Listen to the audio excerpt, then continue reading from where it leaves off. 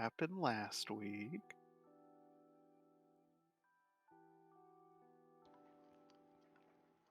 So the gang decided that it would be a bad idea to go straight into the Winter Seed, because that would be suicidal, and then made a beeline straight into the Winter Seed. Yeah, you guys be doing silly shit like that. As it turned out, though, not suicidal. Yeah, we did somehow survive. You guys rolled pretty good con saves. Yeah, I think the Winter Seed is appreciative of us surviving that, and I think we're on a good. I think it's the start of a good relationship, as long as she doesn't get eaten by demons. Yeah, you guys did learn, I hope, a couple of interesting things from your stint into the past, question mark? I am very curious to see what happens to the swords that we took.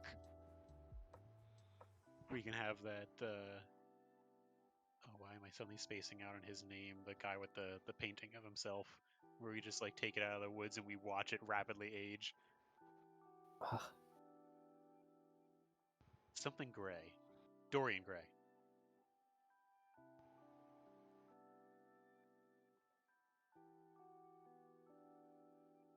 Yeah, so you guys spoke to the Winter Seed, found out a few things about perhaps the bigger picture of what's been going on behind this demon portal. Yeah, it sounds like was it the City of Vales? They were involved, yes. Yeah, it sounds like they've just been opening portals here and there. Poking the hornet's nest. Mm-hmm.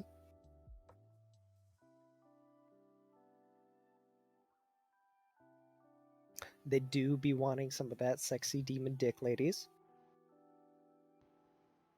Yeah, I mean, who doesn't?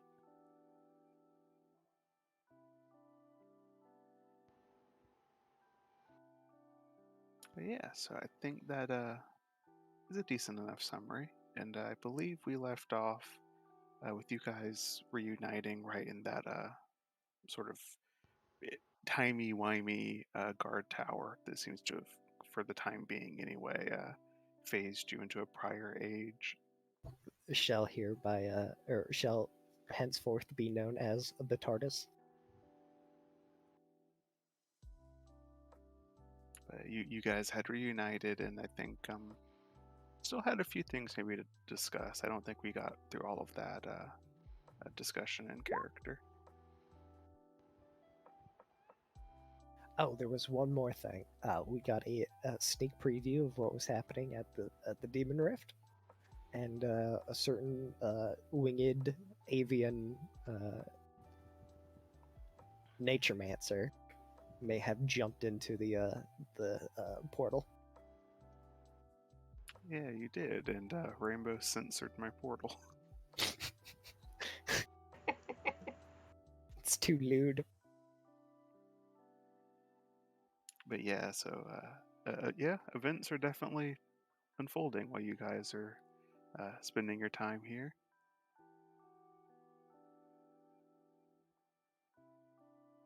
Other than that, are we all good to go? Do you have recording stuff set up, Rainbow?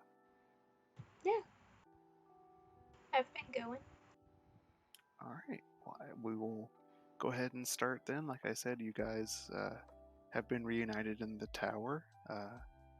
Four of you, I think, was it Cal and Mish had been like warming themselves by the brazier when the other two walked in. You're like, oh yeah, these idiots. Oh, how did we forget about the giant bear and the traveling priest?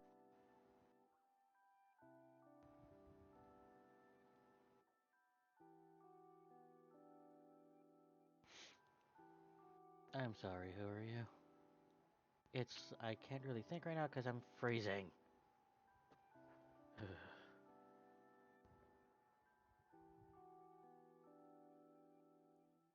Well, if we get a move on, we can warm our blood by moving.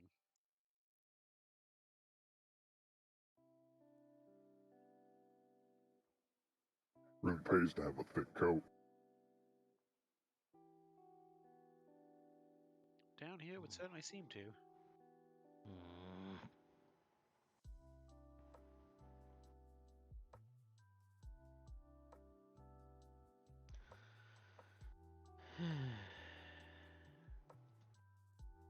Yeah, let's just get going. Yeah.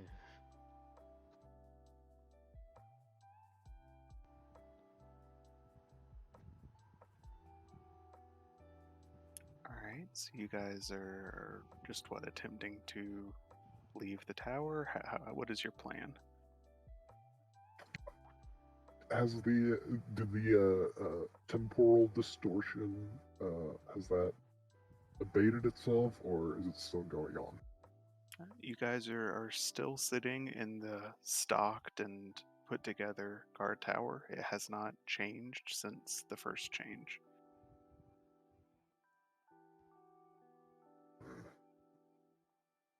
Ever gotta climb up the wall to get out of this? I guess so. Winterseed didn't really give us directions on how to leave.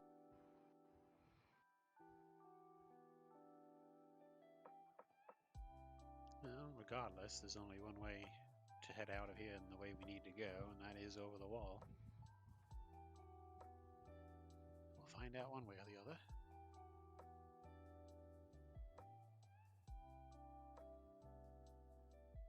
Hmm. So, same thing as before, I guess? Like, I'll climb up, see if I can lower a rope for you guys?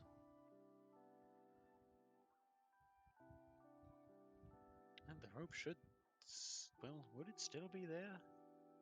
I don't know, actually. That's in the future, isn't it? That's peculiar. How high is the wall? Only 10 feet? The wall outside's about 12 feet-ish. Okay. So, That's not a multiple of 5. Get out of here. I can probably just, like, lift you, lift you all towards the top. That works too.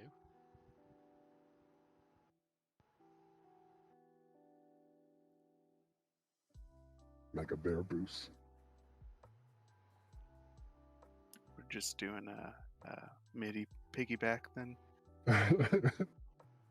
So it's gonna be like the circus. So, let's see. Cal, you get on my shoulders. Okay. And then Vinali, you get on Cal's shoulders. Alright. And then Mish, you get on Vinali's shoulders. Okay. And then we get this trench coat that's 40 feet tall. And then we'll glue some spikes to it. And maybe some rotting flesh. And then we'll just walk to the demon portal, and they will be none the wiser.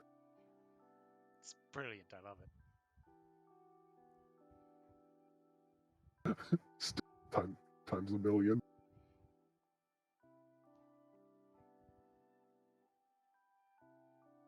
Well, if you're going to boost the MIDI, will you make me an athletics check? It's your thing.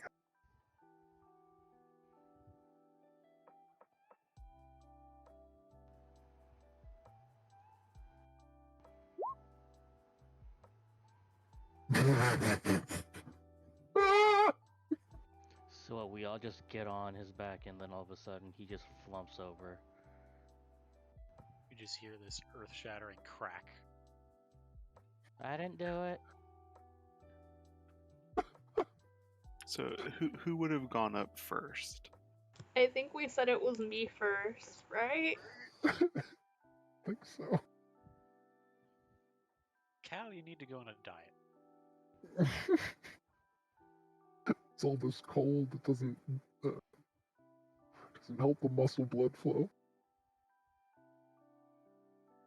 So you help lift Cal up to the top of this wall, MIDI, and as soon as you get him, 3/4 of the way up or so, a fairly delayed wave of fatigue catches you, and sort of as you come back down, like you're on your knees at the base of the wall after only lifting one of your party members, you realize you are way more worn out from your deal with the winter seed than you thought you were.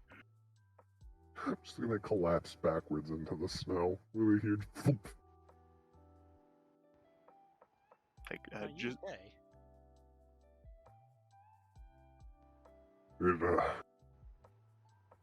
I didn't think talking to someone would be this draining, but damn.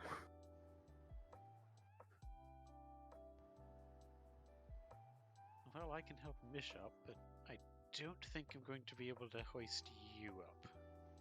Just let me see if I can catch my breath. I could probably do it by myself. Oi, I'm not that heavy. Well, the two of us might be able to help him up. Ow. God. Mitty will let stick his head up from his hollowed out snow bear that he's made and look at Mish. And it's like, I don't know if those twig-like arms will be able to support me at all.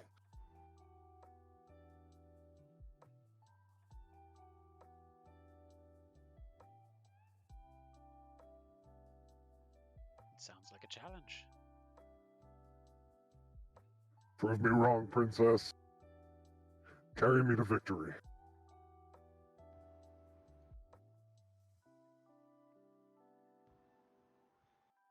okay. So the other two are going to try and heft Mitty. I think that's the plan. Okay, which one of you wants to make an athletics check? What is your athletics, Azur? Mine is a 1. Oh god. This is gonna end horrifically. Because mine is a Athletics? 4. Mine... No, but knowing my luck... Okay, so what we'll do then, Mish makes an athletics check with advantage from Finale helping her. Okay. It can't be any worse than what I rolled. Mish, that's all that matters.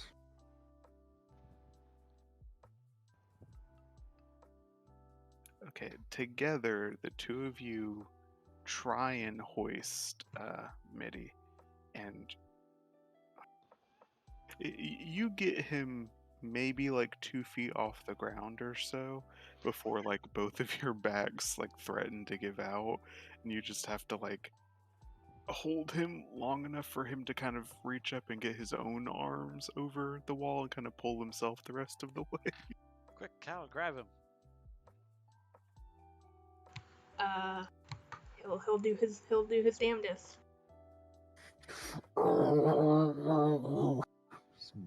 Mitty tries to pull himself up. Yeah, Little bare legs flailing in the air.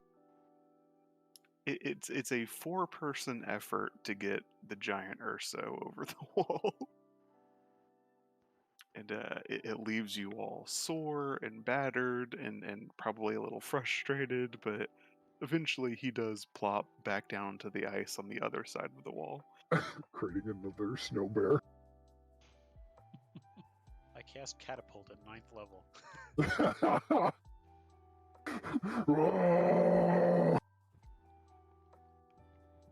Superhero landing. Superhero landing.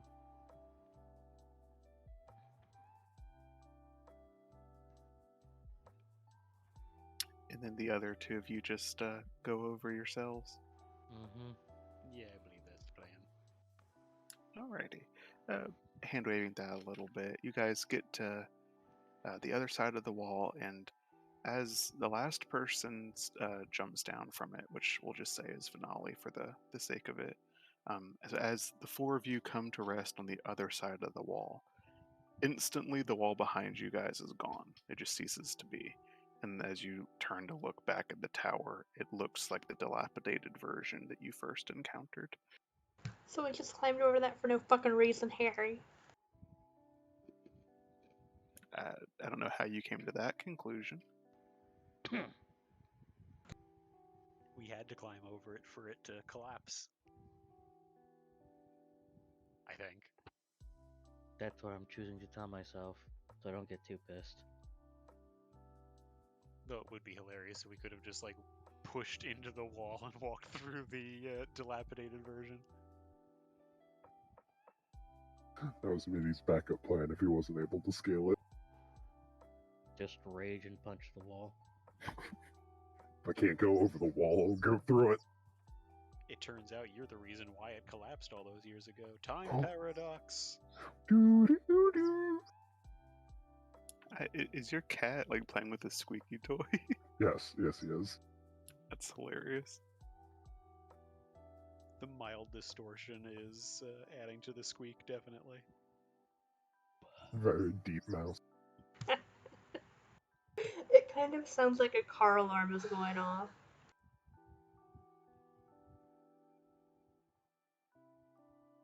But yeah, you guys are together, still deep into the center of the Whitewood, alone.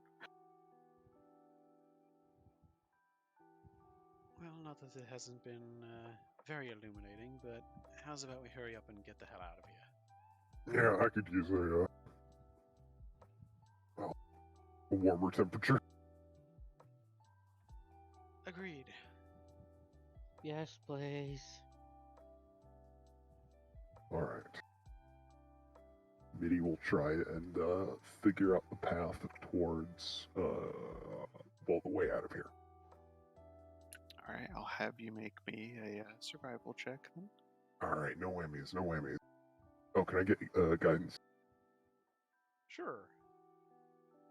Sweet. Please don't roll another one.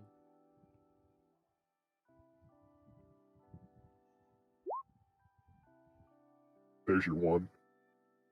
God damn it. Alright, 18 total though.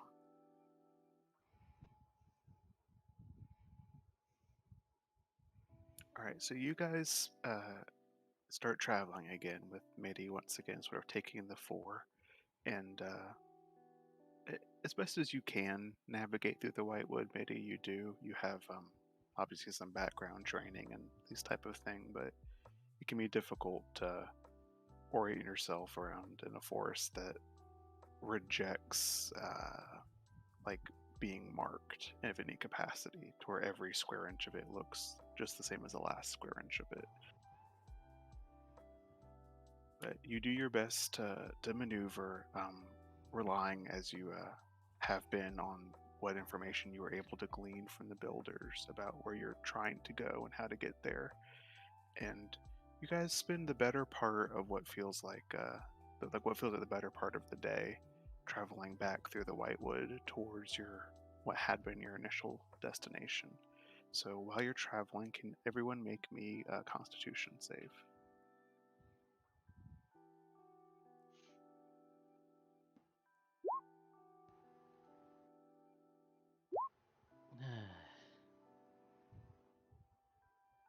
You guys are skirting right at that line, huh?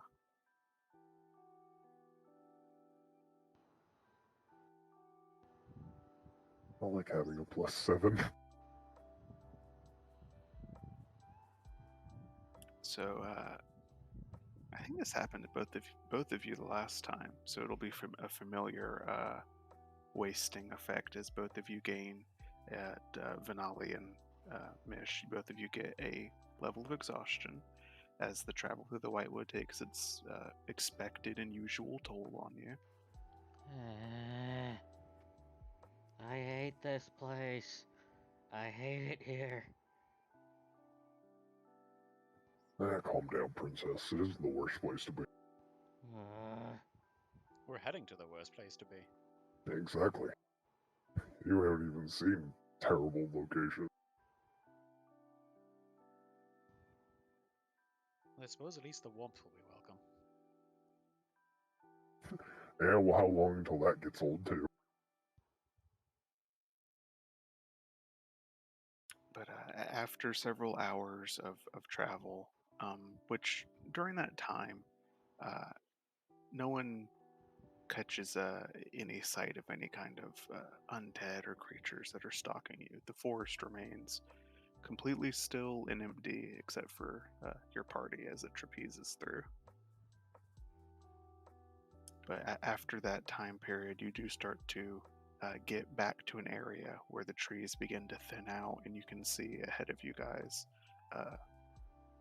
the side wall of the cavern, and there's actually several different tunnel exits right embedded there, and you know that the one you're looking for is sort of second from the left as you're looking at it, or whichever.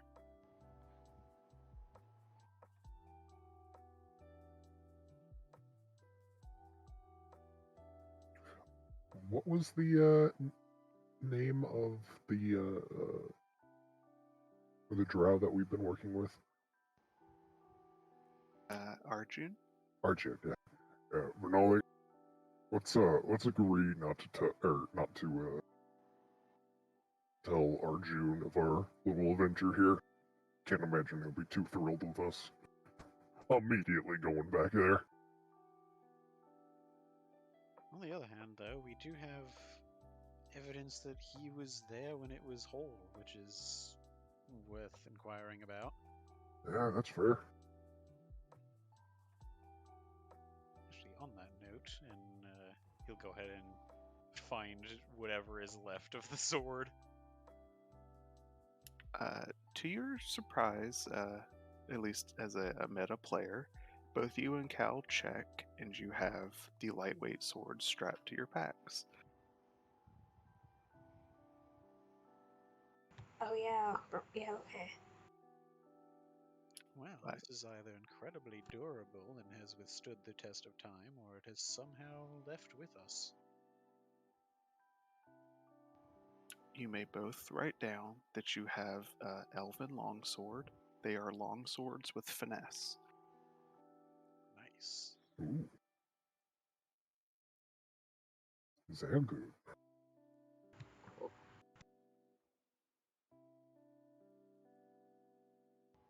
But they are perfectly lightweight. They seem unscarred. There's nothing presumably magical about them, but they just seem to be excellently crafted swords.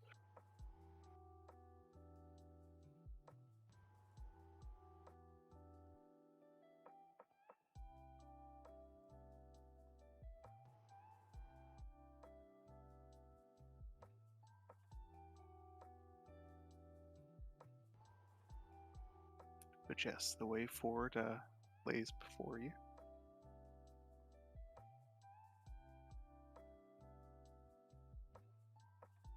We're traveling on foot. Correct. Okay.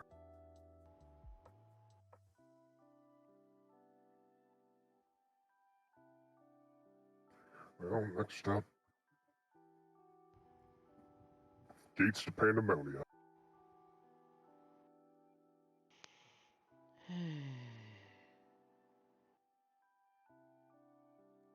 Well, I for one am looking forward to it.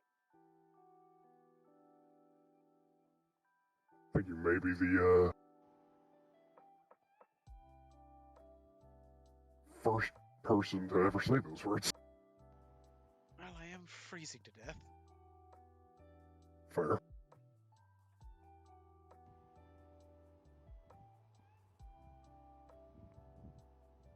Right. Well, it sounds like back into the tunnels you go.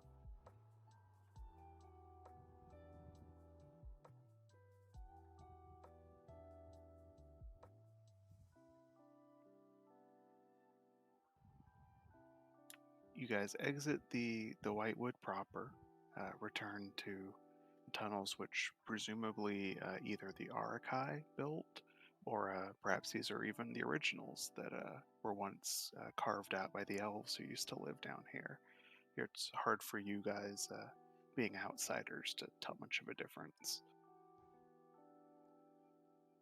You finish your day's travel still within the tunnels, and as you get to the point where you guys start to break out your camping supplies and settle down for the evening, and you start taking stock of where you've traveled, you do piece together amongst yourselves that you've lost about half a day's worth of travel from what you thought because of the somewhat magically enforced detour that you have taken. So you're a bit behind when you how far you along you'd thought you'd be at this point.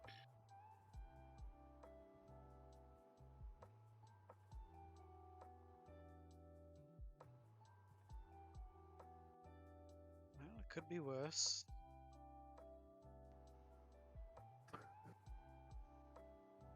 Yeah, better half a day than a full lifetime. Imagine if we were still stuck back then.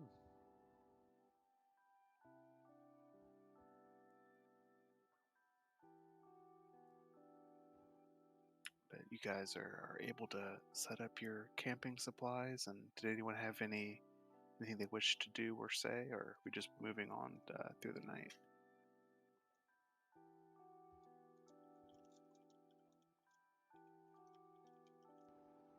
I don't have any.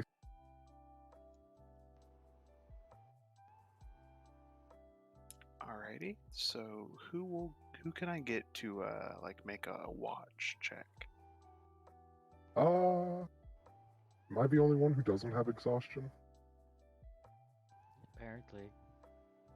Yeah, I've still got a level of exhaustion. Okay, then I shall do it.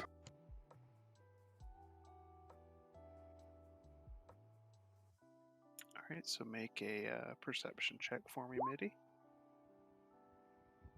Boo, yeah. That's pretty good.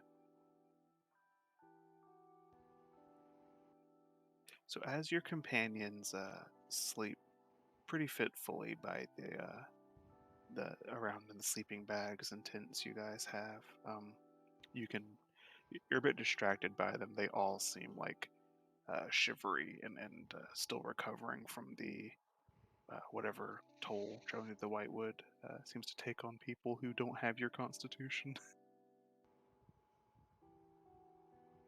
But no one comes near or disturbs you all's camping site. But keeping a keen eye and keen ear out, you are able to tell, and you hear the sounds pretty evenly throughout the night. While not in this segment of the tunnels, you do detect the obvious sound of Arakai movements around here, which you gather would probably be the patrols that you have been previously warned about.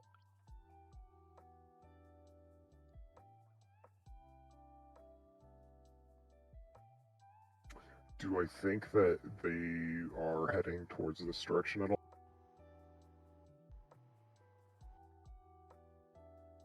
They seem to be moving around. How should I say this? They don't appear to be heading in any direction. Period. They seem to just be moving around, skulking through the tunnels. Okay, so almost random movement patterns. It would seem like you guys are starting to run into the defensive perimeter that Blood says they've been holding around the portal. I guess that's a good sign.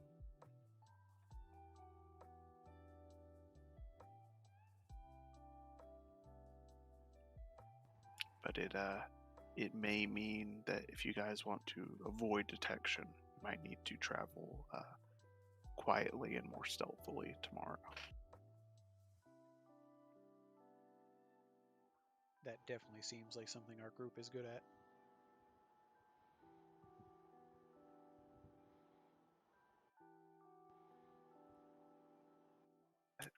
Dawn will break.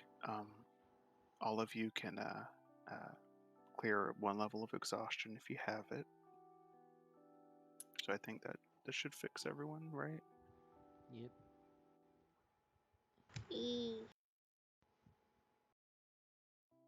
Re-up mage armor on myself.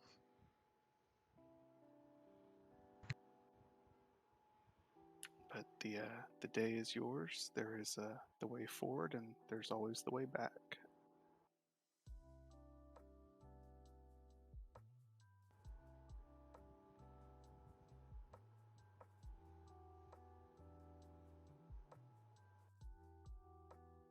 does Midi inform us about what he has seen and heard? Oh, yeah. So, That's not terrifying at all. Well, if we're caught, we don't necessarily know that they're going to be hostile to us, but it's better not to be caught. Yeah.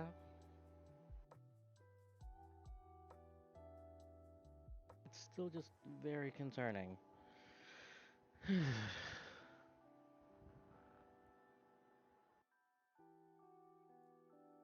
Worst case scenario, I just lay on the charm and convince them to allow us pass. What charm? You wound me. And she'll just literally tilt her head to the side. No, seriously, what charm are you talking about? My affable personality.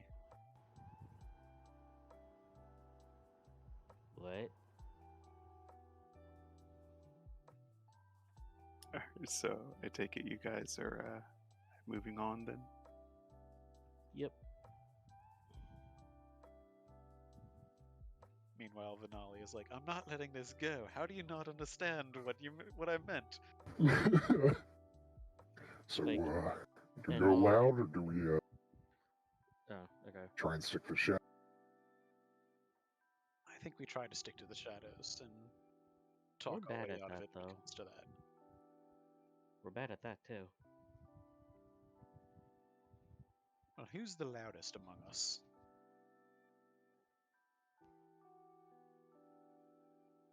Who is the loudest or who could be the loudest? Who's normally the loudest among us?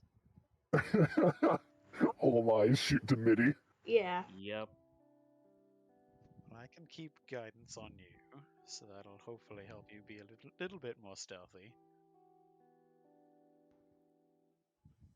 I just like to imagine like everybody slowly looks at MIDI and he just goes, "What?" But he like Hmm. bellows the word "what." What? Yeah, I think we know.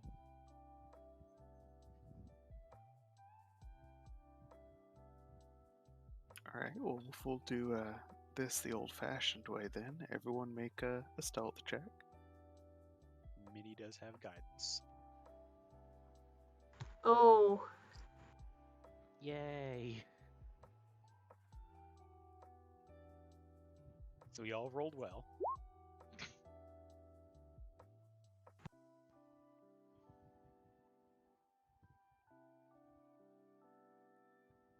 You two and the jangling of your new sword. All right. So you guys break camp and start heading back through the tunnels, trying your best to not draw as much attention to yourselves as could be done. You think you're doing a decent enough job of it. Surprisingly, I think I'll say this: you guys think you're doing a pretty decent job of it because for his part, Midi is actually doing pretty bang up of not being a loud, obnoxious bear. A lot of But as you work your way further through the tunnels here, you start to notice that for whatever reason, someone wants to pursue it further. There's maybe some checks you could make, but compared to where you've been previously, the tunnels here begin to branch out much more regularly. There seem to be a lot of numerous tunnels all going the same direction, sort of honeycombing through the rock. And you'll see there are plenty of parts where the walls separating them have gotten so thin or fallen out entirely that you can sort of see into other tunnels to your left and right, or up and down, or even like climb through them. Did we see anything like this when we were approaching the City of Songs we were at before?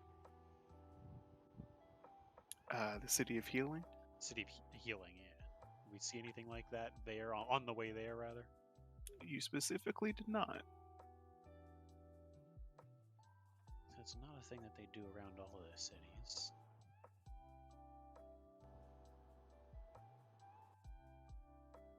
If I could describe it, you're in less of a single, like, consistent, like, mole tunnel or something like that, and it feels like you've gotten into like an anthill, where it's like the tunnels have almost like broken into each other. Could be the Bloods mobilizing their drones that they've produced. That, or maybe the demons have done this. Could be. As you guys are observing this change, you will definitely start to hear, and maybe you understand what you've detected the previous night.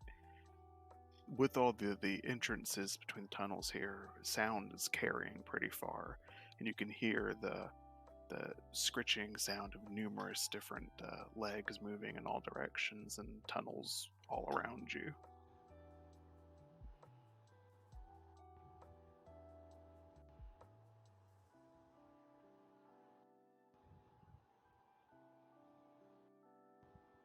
It's going to be very difficult to avoid notice with all these different open causeways.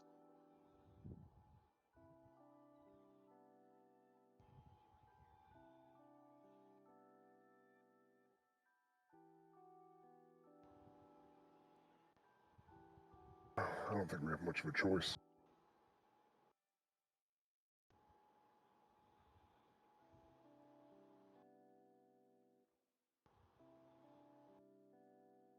Well, onward, shall we?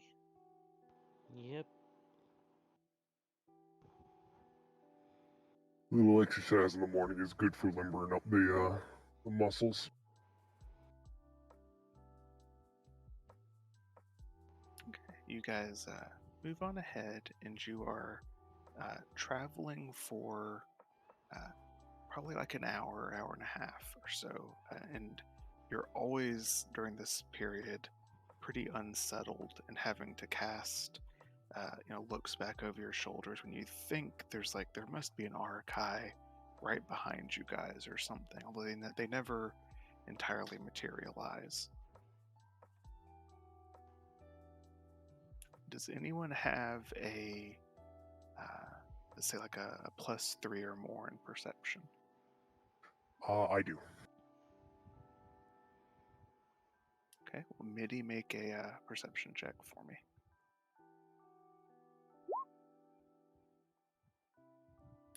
Now you're rolling well when you started with a nat 1. That is my second 20 in perception.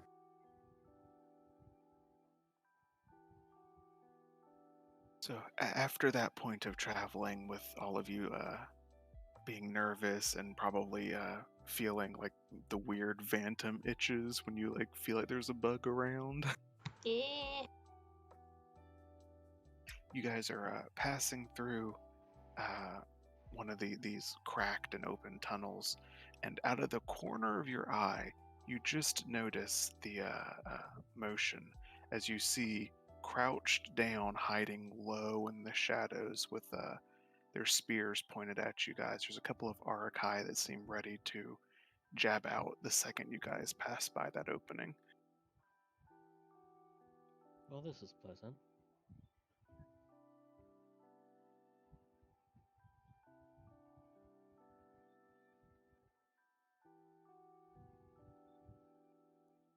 So you're the only one that sees that, Midi, but they seem about ready to ambush you. Midi will. Let's see. Who's all within? If anybody's in front of him, he's gonna grab them and immediately pull them behind him. If not, he's going to do the the weight arm. Benali is far too squishy to be in the lead, so he'd be behind you. All right, so you kind of like clothesline your group. Yeah.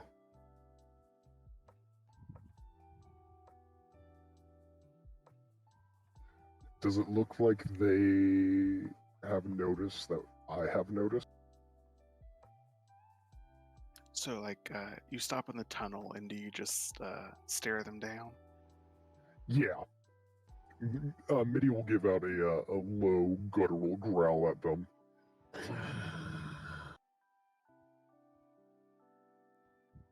Okay. Make an intimidate check to go with that.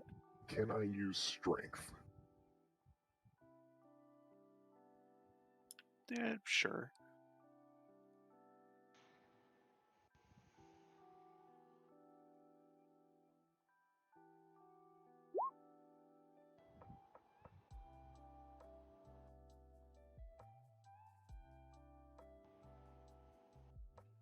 Okay. And your strength mod would be +4? Plus 2. So yeah, it would be +4 because I have a -2 in charisma.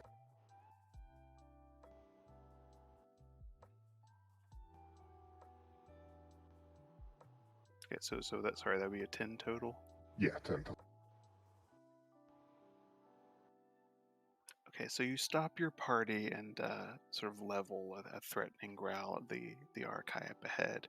Your party, who stopped behind you, is sort of A, unsure what's going on, and B, probably caught off guard by this noise that you trying to emanate.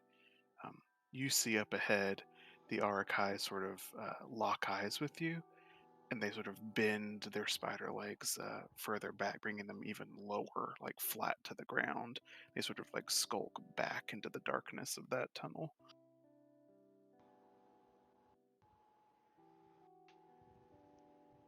Be on the lookout. There are probably more traps like this going forward. As long as we're quiet.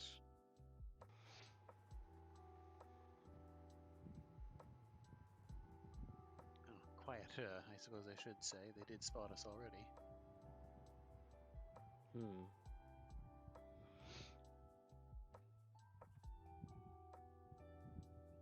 And Benali immediately steps on a twig. The loudest crunch. Okay, so do you just keep moving forward then? Yeah. Looks like they backed off. Okay, make new stealth checks for me. Everybody? Yeah. God damn it, I knew it couldn't last. Not that terrible. And Mitty It's- still has guidance.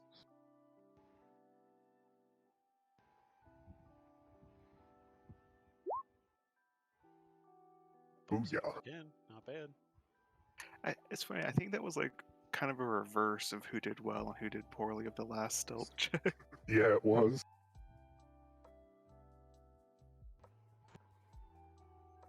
Okay, you set forward again, and you've moved 10 paces when let's see, does a 12 hit your AC, Mish? It does not. So you've walked 10 paces when instinct combat training, something stops you. You pause just a bit, like you freeze your muscles just the tiniest amount, and you see from pure rock to your side, a spear point jabs out through the thin stone and passes in front of your nose. Mitty is going to grab that spear and pull out whoever is wielding it. Oh, make a athletics check.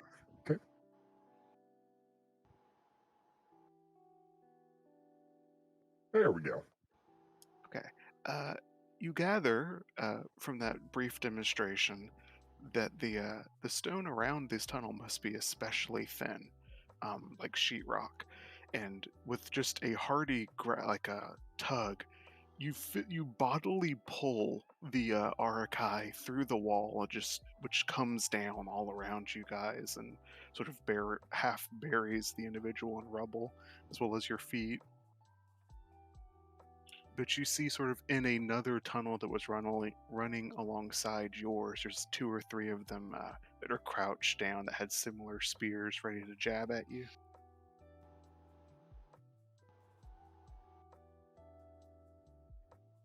Drop him or I snap this one's neck. I don't know that they speak our language.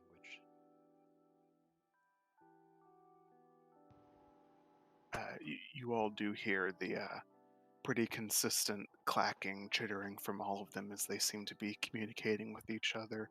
And even the one Midi is sort of like holding underneath himself right now still seems to just be chittering away at the rest of them. I'm gonna try speaking in Old Tethian and seeing if any of them seem to react at all to just saying, "Can you understand me?" in that. Okay, you wait a brief moment to let that sort of hang out over the air, and none of them seem to respond. They pick loan words, but they don't speak it. Well, you would I'm not gonna have you roll for this. You would recognize Midi. These are definitively drones. You can tell from the physicality of them, and you've killed a number of them before.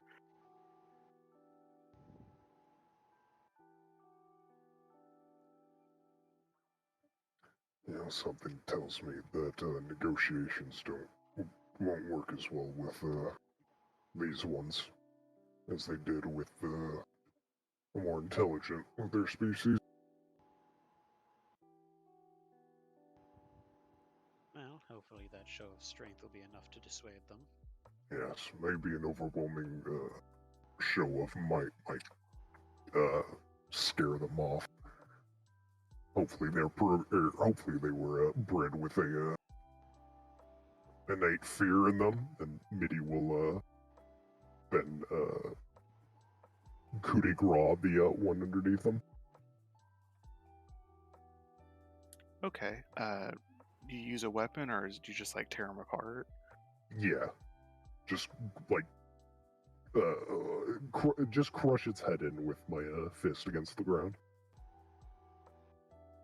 Okay. There's a pretty sickening crunch as you bash the creature into the gravel that the ground has become, essentially, with some of the bigger chunks of the what had been the wall previously helping you, and exposing the insides of this Archive's head to the open air of the tunnel. Oh, come on. Some of us would like to eat sometime in the near future. Why would you want to eat that? If you're hungry enough. I'm saying that that's disgusting and I'm going to lose my appetite.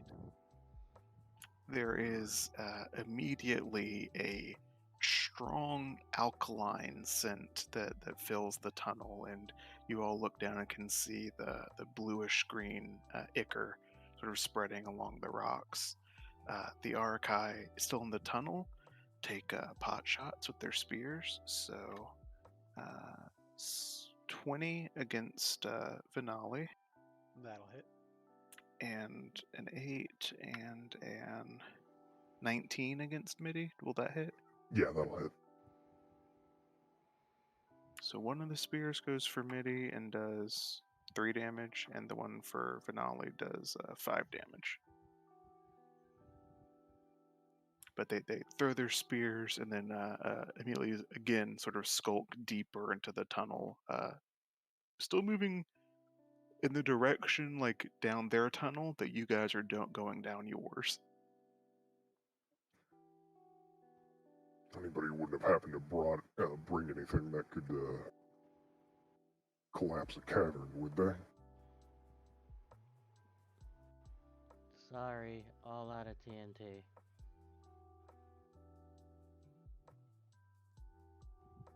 You don't suppose acid would work, do you? I mean, give me a few minutes, I can probably make something if we had some black powder. I think I'm fresh out. The cavern that they're in, is it like a natural cavern, or is it like almost like a shaft that has supports? I would say it's natural, although you have seen firsthand that the the rock separating it from adjacent tunnels in some points is like paper thin.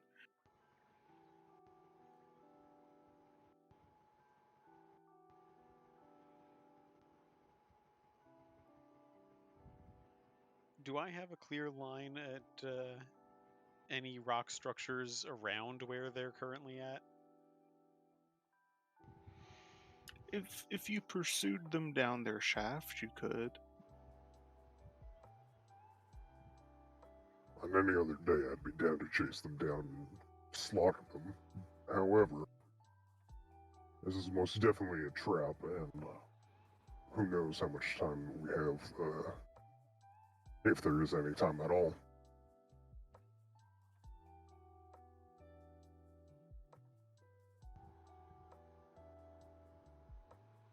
I will lean into their corridor, and if they are within 120 feet, I'll do something. But if not, I will continue along our path. I'll say, given you guys haven't been talking too long, I'd say they probably would still be within that distance. I'm going to spend a sorcery point to transmute my firebolt into a thunderbolt and have it deal thunder damage to the rocks over their head. Okay.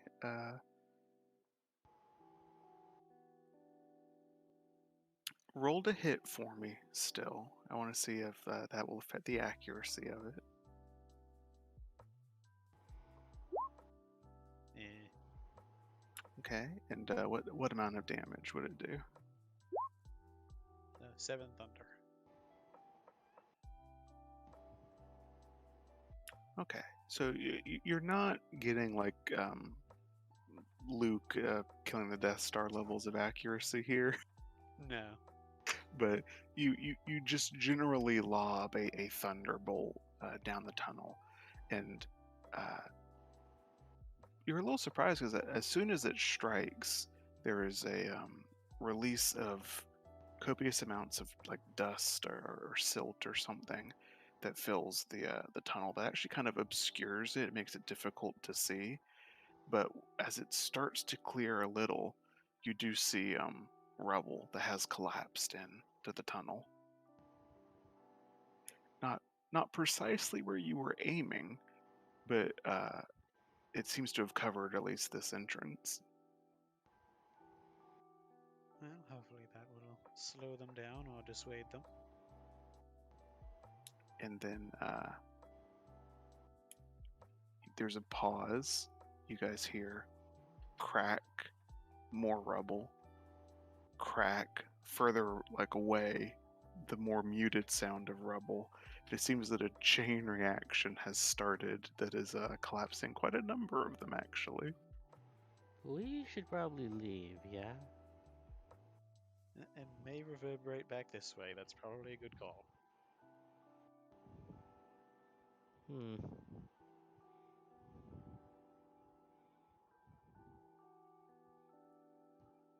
So you guys move on forward then. Yep.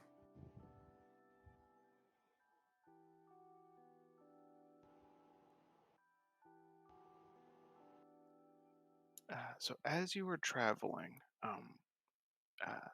two things. First of all, can the people that got hit with spears make me wisdom saves? Oh god, they were drugged. Oh no. I'm not even going to bother doing Favor by the Gods. That's not going to turn anything better. Do you have a? Can you do spend a sorcery point to reroll it, or is that ability checks? That's, I think, ability checks, and I don't think I'm high enough level to have that anyway. Oh yeah. All right. So as you're traveling, and you think you've gotten properly into the sphere of Ashkalexi at this point. All of you do notice that indeed, banter aside, it does appear to be getting warmer the more you travel in this direction. It's already, as far out as you are, getting to the point where it's a little uncomfortable, and you begin to feel like sweat sticking your clothing to the back of your neck and stuff like that, because there's no airflow down here. There's no relief to be found. You just seem to it's like you're walking into an oven almost. Finale. As you progress with your group, you begin to feel creeping into the back of your mind just more and more tendrils of anxiety. It's while the rest of your group seem to be getting over it, you never stop feeling like behind every wall there could be more Arakai sort of huddled there. You feel paranoid.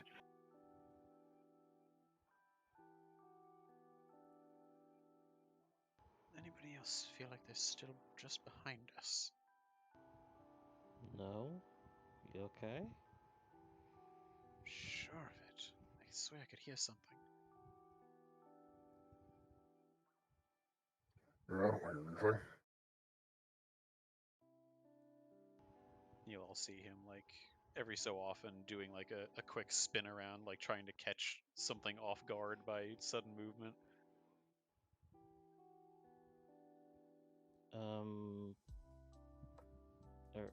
Are you okay? Like, you're jumpier than usual. I'm positive we're being followed. I think you're losing it a little, man. Oh god.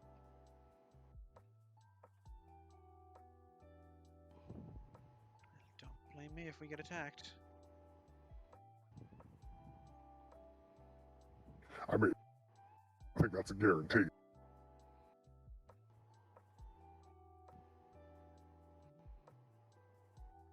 You've reached the final leg of your destination as the tunnel that you're traveling through appears to end further up ahead into one of the other like large clearings that seem to hold the different Arakai cities.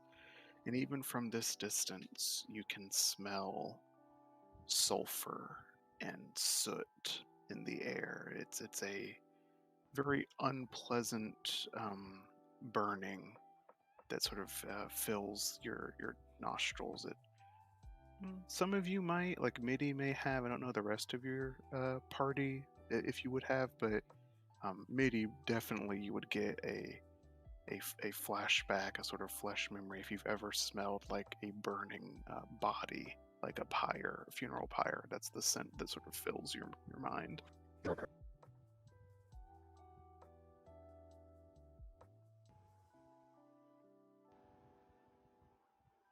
But the further ahead you get, also the thinner the Arakai presence appears to be. You hear no further concrete sign of anything around you, but it doesn't take a rocket scientist to identify the obvious sounds of motion and occupancy and life that are further ahead of you.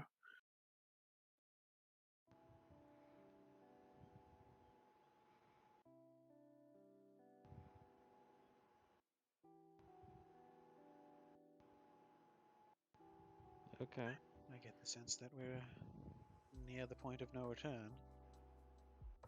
I mean, generally, yes.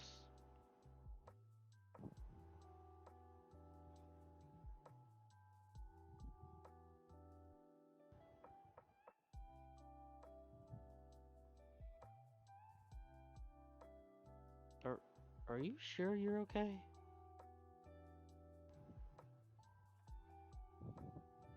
Oh, no more sure than I am ever sure that I am okay. I'm hardly a partial judge. Okay.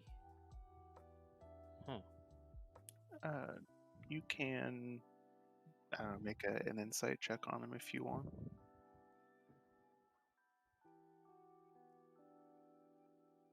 Okay.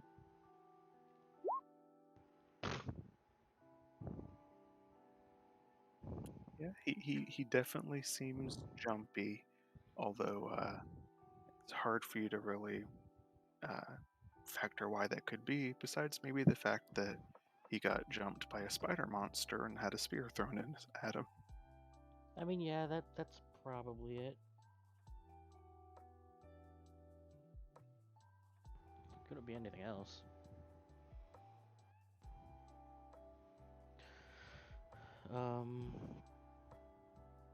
Alright, so I guess we'll just push forward. I should say, given your background, Mish, you do recognize if it wasn't clear from sort of your out of character knowledge, these scents, these signs, the heat you're feeling, it's demonic. You don't need a ton of training to identify that. Mm-hmm.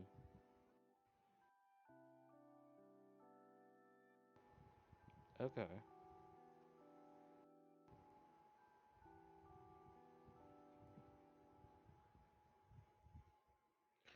But so it's are you guys doing anything, or are we just pressing forward? And Mish will actually pull out Charity in its rapier form. Alrighty.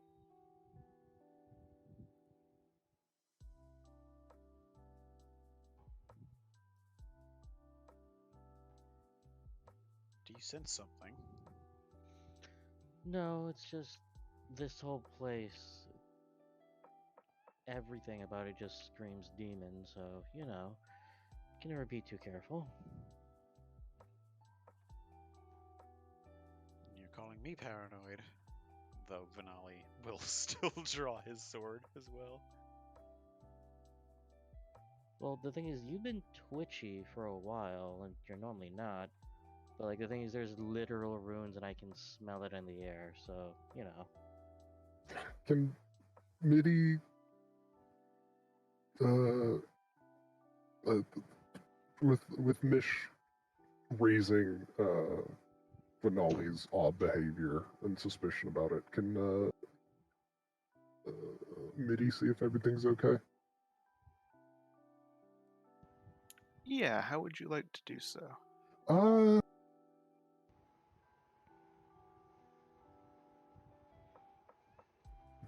would mm, hmm. Would it be within the realm of like possibility to like check his wound and see if there's any traces of toxin, or would Midi not think to do that? No, I think that would make sense. Can you make a medicine check? Okay. Oof. Okay, so before you guys push forward, given the conversation going right now, maybe you sort of stop Venali and check over the spear wound that he took to sort of like the chest region, and it looks like it's not the nastiest wound. It definitely was a clean hit, and it probably will take some time to heal on its own naturally.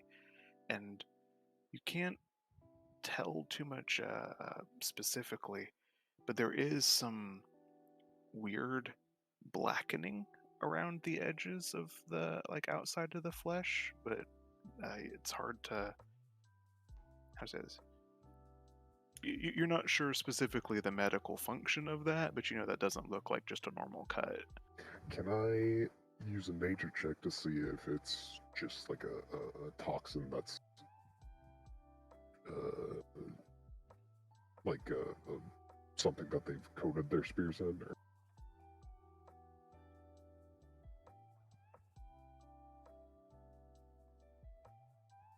Mm, I'm assuming you guys have long since left the spears behind, right? Yeah. So I think the medicine check, had you rolled higher, would have perhaps revealed some of that. So as far what you know, there's something up with the wound that's not just cut into flesh. It's black. It's weird, but you don't know more than that. Okay. Rainbow brought up the story points thing. I kind of forgot that the system works. Could I use that to up my medicine check, or? Yeah, you can spend a story point to roll that again at advantage. Yeah, if I could do that. Okay, so you would do so, roll again at advantage, and at some point tonight things will get rougher for you guys. I just thought that would be a good time to use it, so. There we go, 15.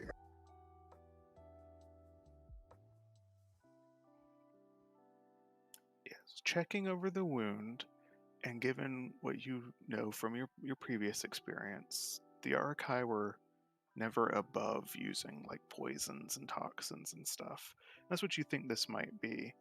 But as you sort of, probably to some of Vinali's protests, like touch onto the side of the wound and stuff, what comes away on your thumb is like soot. It's like the very edges of his wound have been burned, and that's no natural poison. You know that much. Some sort of demon contamination. Hmm. Looks like it. Hey, do you think this will help? And she'll go into her bag and pull out that milky medicine you gave her in the last session. Well, before we burn up potential resources, why don't I try this first? And Vinali will cast Lesser Restoration on himself. Could you drop the spell card for me? Sure.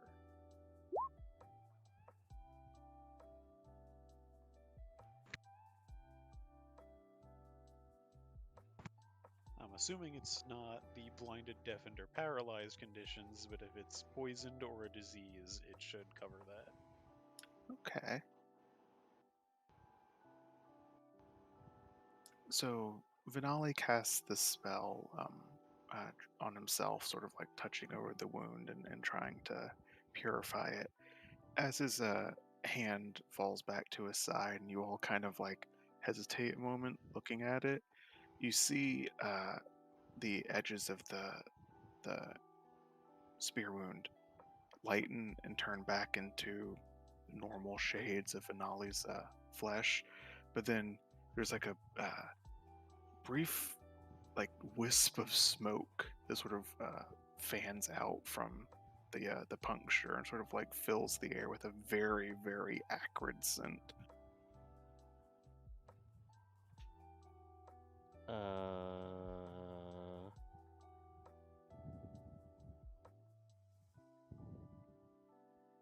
don't think I feel any different, but I don't know how I was before, so I'm not sure.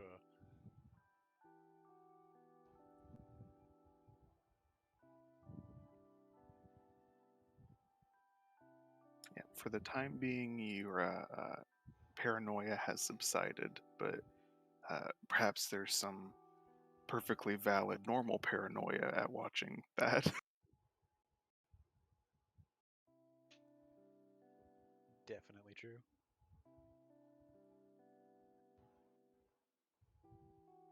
Yeah.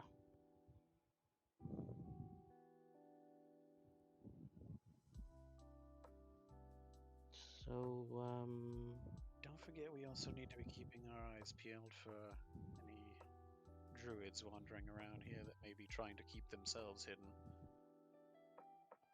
no, right, I get that, but like, so we're just gonna ignore whatever that was? Until we have some better idea of what it is, I don't know what else we can do about it.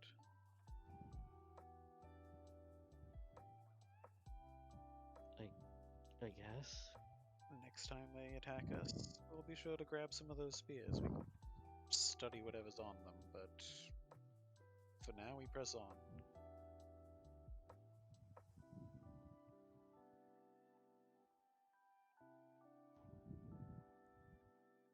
Okay.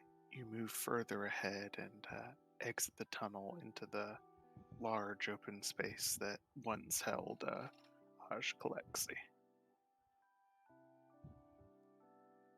Several things immediately catch your eye.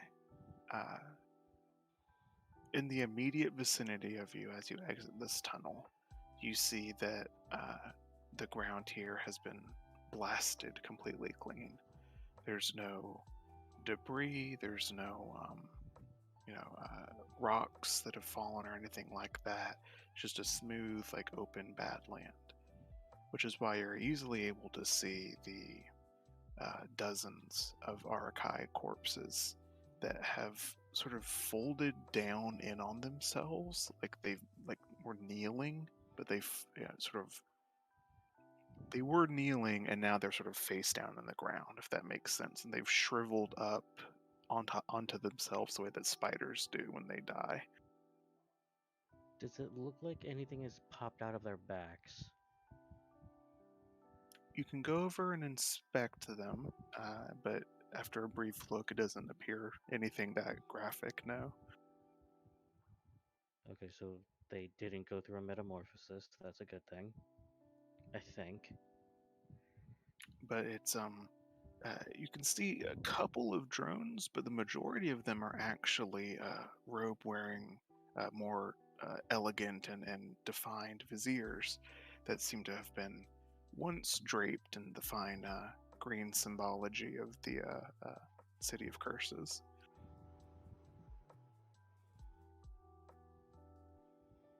But as you cast your gaze over to the horizon, sort of like to the left and right, the scene is repeated the further around you go. It seems that just all around this empty space, the smote corpses of the Arakai that once lived here have sort of fallen, unable to escape the center.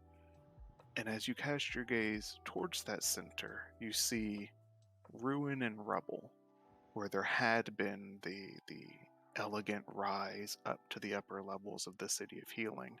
That's all crashed in on and around itself.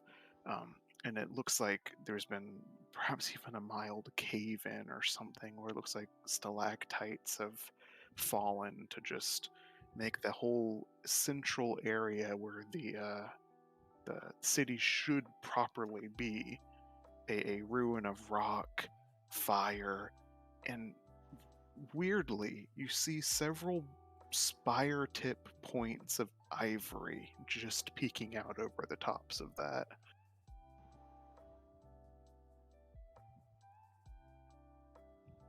That's not creepy.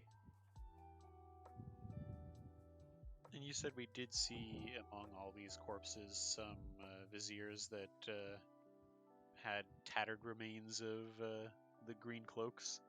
Correct. I'm gonna poke around, see if any of their cloaks are intact enough to be worn. Make an investigation check.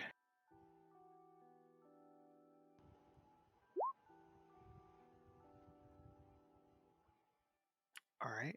You look around, and many of them are damaged, either like partially burned, or some of them are even rent with like what you presume must be like weapons or something like that. But you find one who seems to almost be entirely intact. You're not even entirely sure how the individual died, but he's bent down into the dirt the way all the rest of them are. Ew. Go ahead and take it and see if it even remotely fits me, given that I'm not properly appendaged for it. Yeah, the back is open in a way that is just kind of weird on an individual that doesn't have the spider appendages. And how tall are you? 5'11".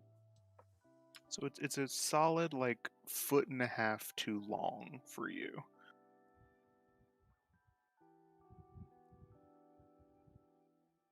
I'll kind of fold it up and put it in my bag for now, but as I'm sure I'm getting looks from the others, I'll explain my thought process of, now if we need to go back, the drones are pretty stupid. This might be enough to fool them. Okay, If you think so. but counterpoint, don't insects kind of identify each other with smell? Wouldn't they be able to tell? Well, I imagine this probably smells pretty strongly of whatever that is. You know, bug pheromones and all that? Midi, make me a perception check. Or no, sorry, Cal, make me a perception check.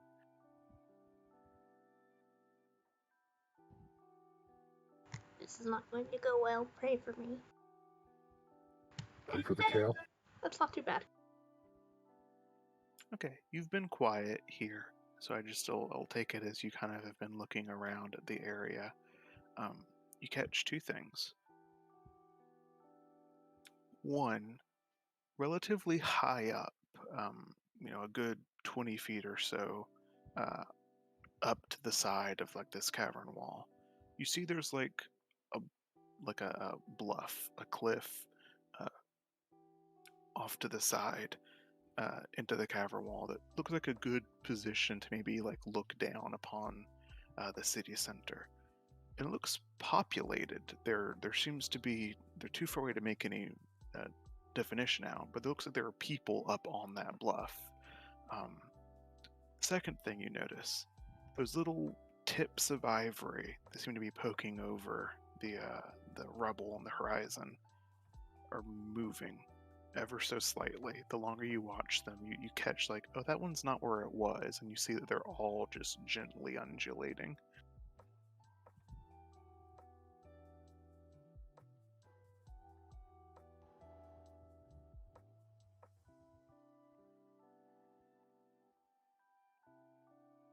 I hate that word. Same. Mm. The best part is their teeth, so they're also moist. Stop. That one's fine. Look at him go.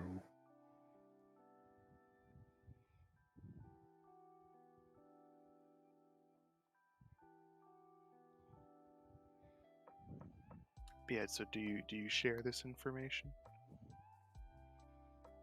Yes. After I get over that word.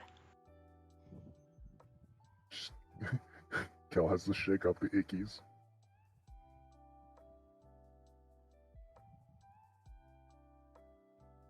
Well, if there's people over there, they may be hospitable. We are sort of here to help, in a roundabout way. May also be that the Grove Keeper we're looking for is among them.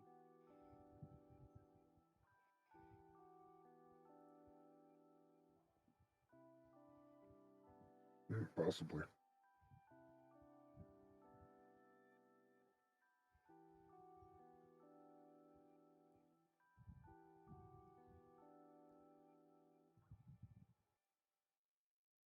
So are you guys heading over that direction then?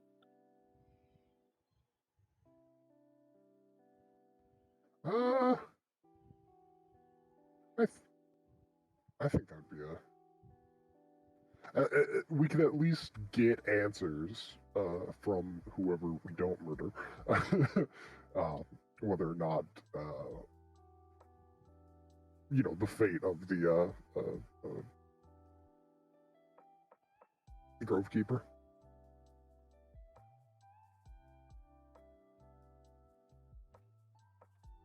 All right. So picking up your companions, then you guys start to head over, sort of skirting around the circumference of this cavernous opening. You can see, compared to the previous city you've been in, the walls here are not honeycombed the way that the City of Healings was with drone nests. They seem dotted with tunnel entrances, more like an anthill that you think perhaps contributed to the instability of the rock around here. although there does not appear to currently be the what had normally been drones here to occupy them. So they just sort of stand alone and triggering any tryptophobia someone may have.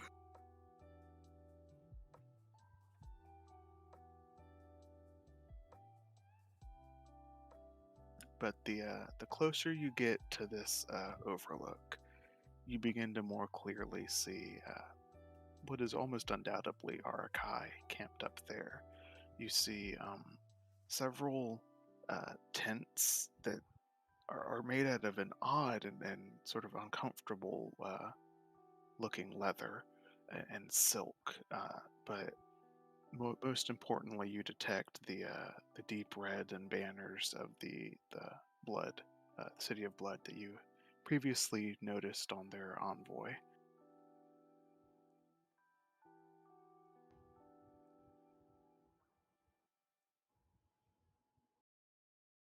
Why do I hate it? Hopefully they won't chuck spears at us this time.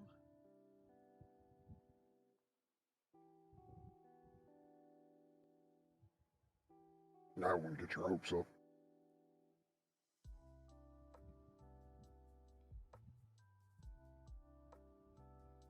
As you get within a better viewing distance, you see that there are sort of ramps to the left and right of this bluff that sort of lead up to it, and pretty a decently consistent stream of drones are running down the ramp closest to you towards the ruins of the city, whereas several drones are running out of the ruins of the city and up the ramp further away from you.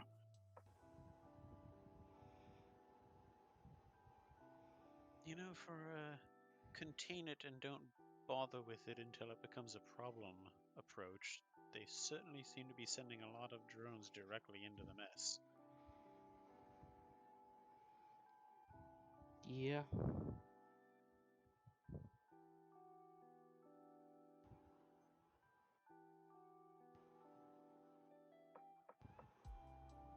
But with your approach, the drones running down don't seem to be paying you much mind. Really, they some of them might acknowledge your presence, but they just run doggedly into the ruins.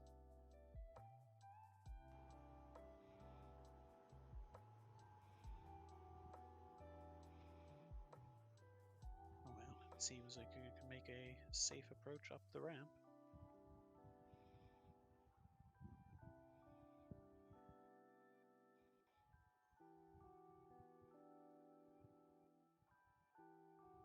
Are you going to try and fight traffic or go around?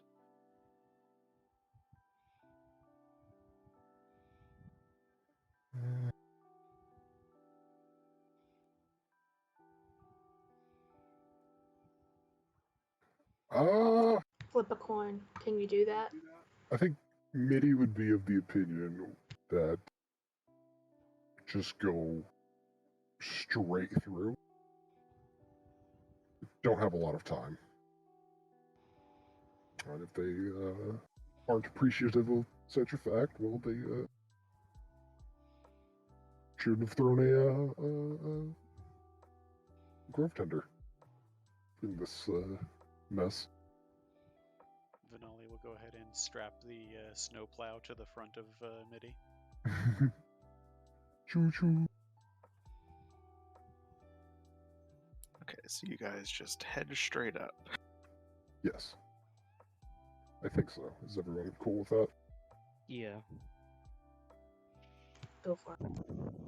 Okay, so there is a brief bit of resistance as you guys start to go up, where the drones coming down sort of aren't expecting your impediment, and they have to.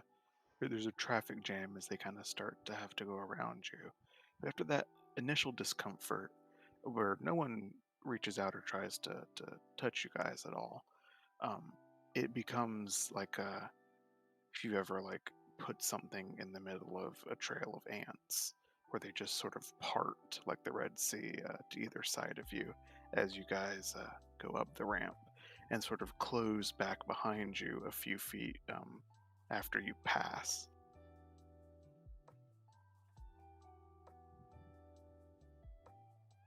This is kind of cool, but mostly unsettling.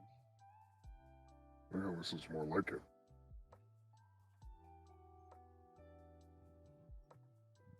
But as you get to the very top of the ramp, and the drones have quit pouring in around you,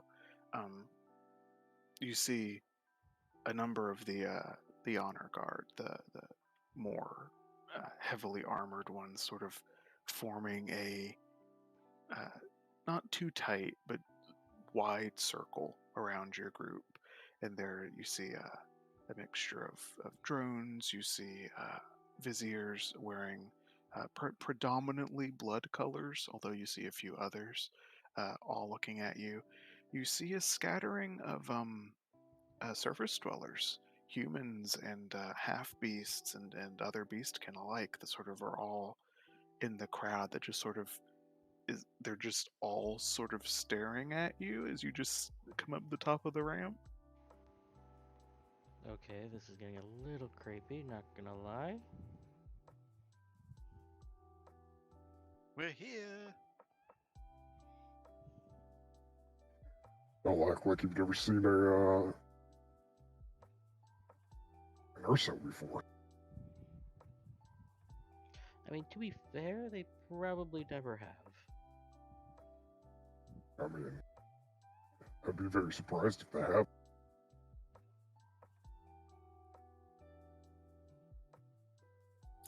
You see one of the vizier class, who is a fairly tall and imposing member even of his breed, who is draped in fine dark robes with the gold filigree and stuff that you've only previously seen on the adjudicator of Aj Vashaji. He'll sort of step forward out of the circle, and you see in his human hand, or the humanoid hand, he has sort of length of silk that goes down and is tied to the collars of several of the individual surface dwellers you've seen. You see a catfolk woman and a very surprising to you, perhaps, drow, dark elf, that is also bound similarly, and both of them are sort of shying forward along with him to where he comes to approach you, and so just sort of sizes you up for a few seconds. Hi, how are you?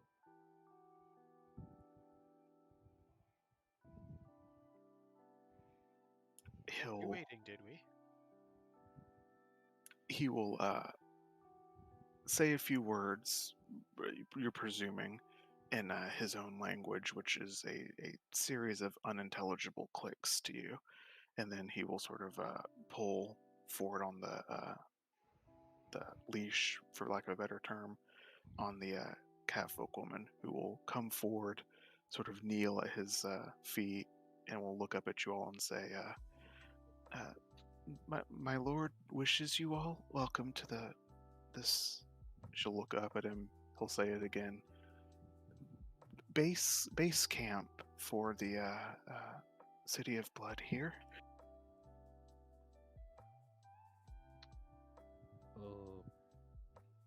Okay. So this is your forward operation base. She translates for him, and it never ceases to be uncomfortable to hear non-Arakai speak the Arakai tongue. And she will translate his reply of, yes, this is where we overlook the demonic portal.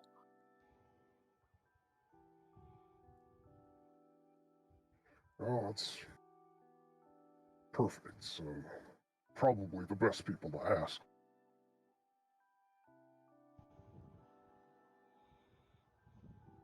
We're looking for a grove tender that was sent up here.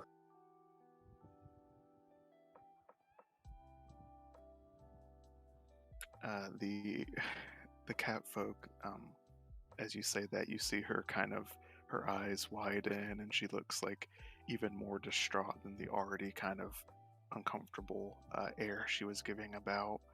She just sort of stares at you for a few beats too long, Mitty, sort of aghast, and it'll take the Arakai tugging on her leash again to get her to turn and translate for him.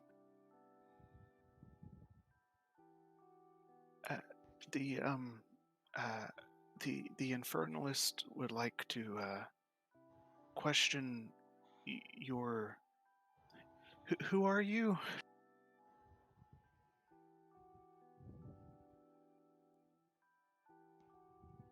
A Maybe group of we'll. ne'er-do-wells and idiots, but I don't think that's a suitable answer.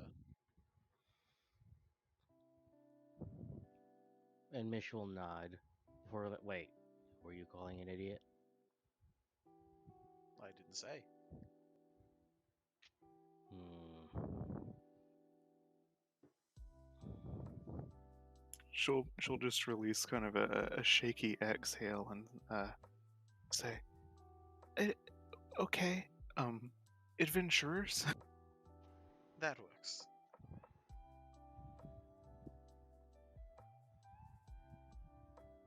At length, you'll get back. Who? No. They have received word of some surface dwellers, but why have you come here?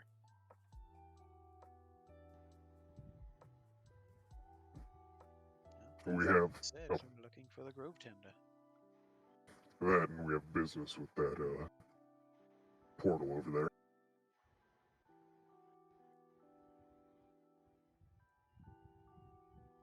And why would you believe the Grove Tender here?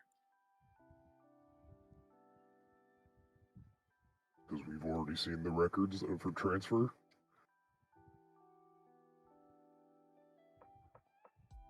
When she translates that, the Arkai will turn and gesture to someone from the City of Blood that he comes forward, and they exchange a rapid series of clicks. The girl, the catfolk girl, looks rather overwhelmed at first, but sort of behind her, a bit more composed. The dark elf will say in like quick succession, "He was not informed of this. The Taraji representative confirmed. Yes, they handled the Grove Tender. The Lord is most displeased. He was not informed of that." Hmm.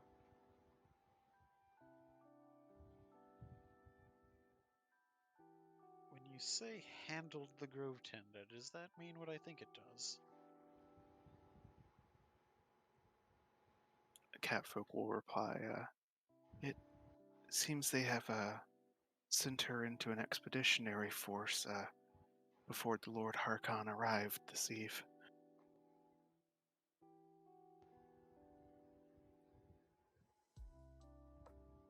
Finale will turn and look at the portal, probably getting a good look at it for the first time now that they're up here, and just kind of say, expeditionary force into there. Yeah, as you all take this opportunity to look over the rise, and you can see uh, beyond sort of the protective rubble layer for the first time, you see, and I can bring up the map again if it would not get censored on YouTube. No, it's fine. Go for it. But you see the ruin of rock and what very, very little remains of the city, and the demons picking around through it. But most disturbing, you get your first good look at the rift proper. And from this distance, it's not that graphic, but you can see unambiguously it's as if some creature's maw opened up within the ground itself, and the ivory spires the teeth that it uses to sort of burrow yet even wider.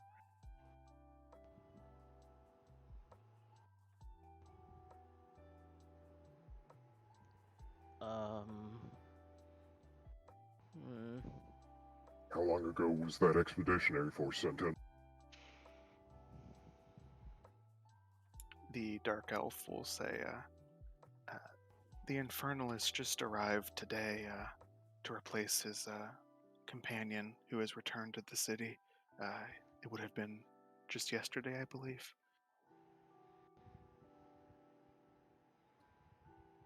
What do you think, Vinali? Should we go in after her?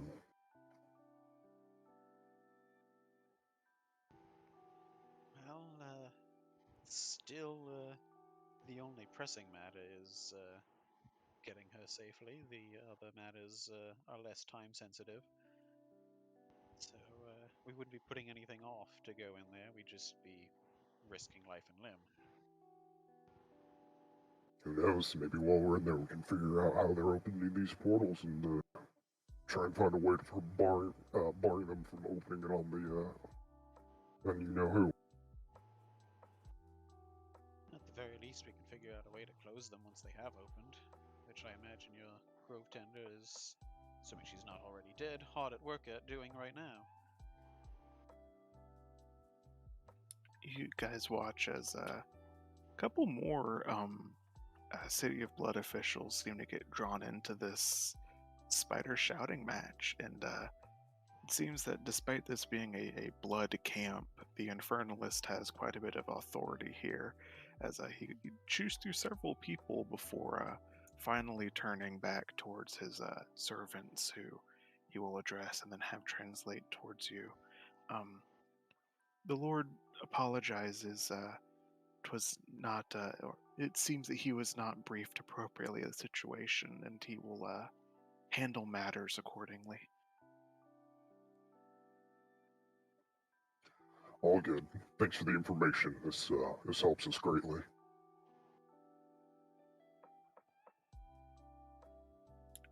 They'll translate that, and the Infernalist approaches further towards you and sort of waves his hand, and some of the drones begin to scatter, although it seems like every intelligent Archai here is pretty determinedly fixed on you all. You've caught their curiosity.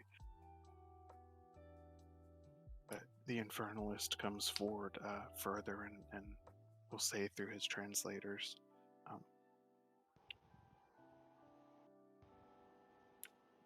now that I have rectified that issue, to what do we owe the dubious honor of your surface dwellers visiting our forward base?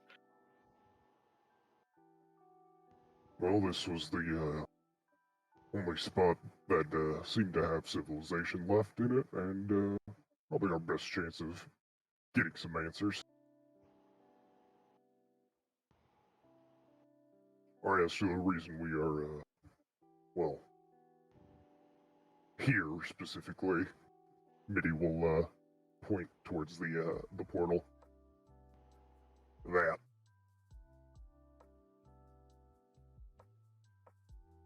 He'll kind of mirror your hand movement and sort of point over towards the portal while speaking. And the Dark Elf will say, the Lord Harkon says that that is why we are all here. But what is your specific intention for it?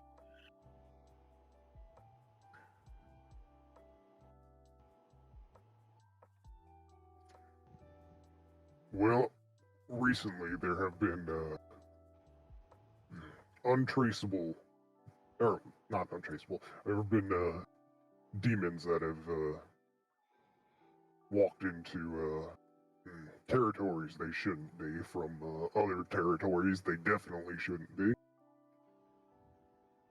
We were tasked with figuring out where they're coming from and seeing if we could, well, put a stop to their further trespass.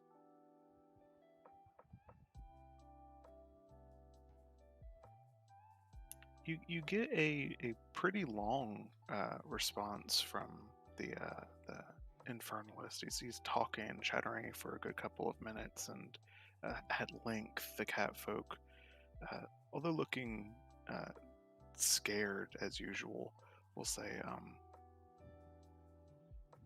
"Oh, how good! The Lord is delighted that yet more surface dwellers come who would like to close the portal, and that would be very satisfactory if you would all. He wishes you great luck in your endeavors." Can I tell if she's bullshitting the translation for our benefit? You can make an insight check. No idea. Uh, she appears. You can get this even with a low roll. She appears intimidated by the person she is translating for. That doesn't, take anyone with any social graces to detect. You don't get the impression that she's fudging the translation necessarily, but she's definitely tweaked out a little bit.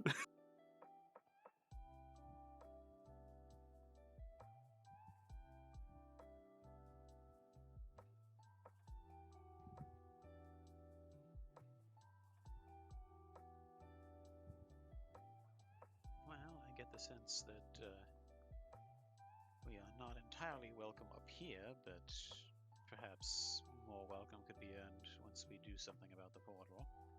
Hmm. Well, it's the reason why we came down here, so. Yeah. Well, But not exactly, but technically. That's yeah, confusing. I know, we know. But I almost think that I should just look over like the maw, the gaping maw. That this might be a little over our heads.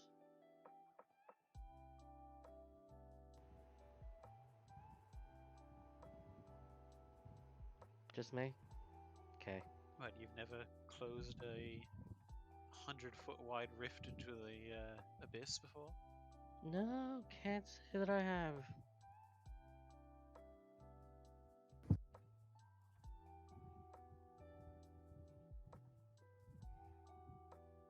Just Um, a bit concerning, is all. you guys watch the dark elf. Sort of being, she's just been staring at you while the catfolk handled the majority of the translation, but she'll lean back up at her master and speak at him for a few minutes, and then turn back towards y'all after he replies.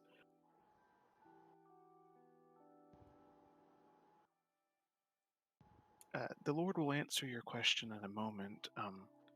Forgive me. Then they'll exchange a few more words.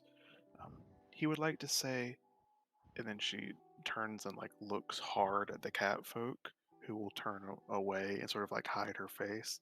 The dark elf continues, "You're all making a mistake." She looks back up, translates a little bit more. Uh, he's going to kill you if you go down there. Please don't. Oh, Well, I don't know about you guys, but I'm convinced. She, to her credit, is completely stone faced as you all say that. She'll look back up very politely at the infernalist as he translates or he says more things to her. She'll continue. "They have no interest in closing the rift. I don't know why you came here." Well, remember that Grove Keeper we mentioned? Yeah, we kinda need her back. And, according to what you've told us, you sent her in that. So, hands tied. She just like she's just nodding at you and looks back up, and you have no idea what she's saying to the infernalist, but he appears to be uh, increasingly perturbed at how many questions you're asking him. But we're not asking questions. Make an insight check. all of us? Mish because he seems confused. Okay. The dark elf is not translating for him. She is just talking to you, but she's telling the Arakai, like she's making fake questions you keep asking in order to have an excuse to keep talking to you.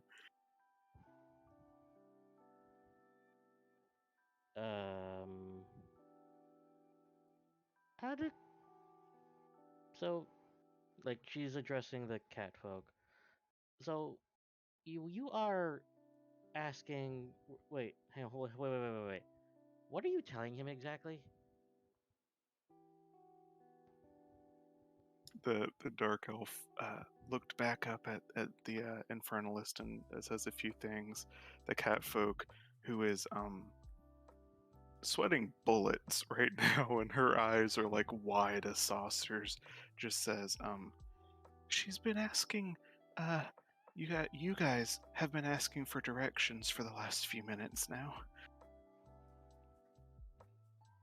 What?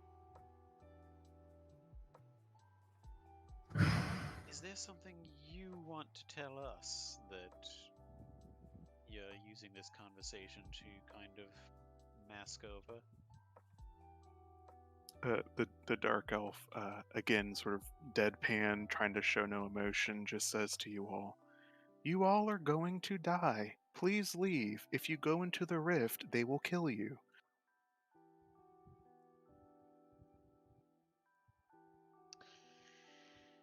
Okay. I think she's What? trying to give us a message. I think it's time. Let's just go for now.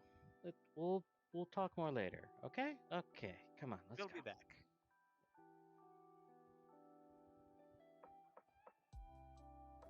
Um, everyone make me, I know this isn't quite the use of the skill. Let's just do persuasion checks from everyone to see how well you're like not showing all of this on your faces.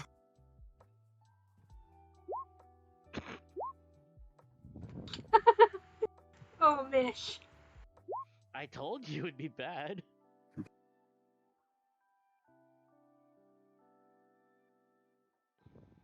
Okay, so not super well generally. Nah, not really. And looking around, you guys see the non-Arakai servants that seem scattered around the crowd are all also like hearing this and looking sort of wide-eyed at each other. And the Arakai start to take notice of this. They start chattering, sort of looking at their slaves and then back to you. And the Infernalist yanks really hard on the silken bands that bind the two girls at his side, and they sort of are yanked a good like half foot further towards him. And he says a few harsh words in Arakai. The dark elf turns back and looks at you. Perfectly level, perfectly inflappable, and says, uh, I believe our chance to talk is closed for the moment. Yeah, no. Yeah, I think we'll just go. We'll go. Come on. And like she'll just tug at Vanali and Midi, like, come on, let's go before we piss them off anymore.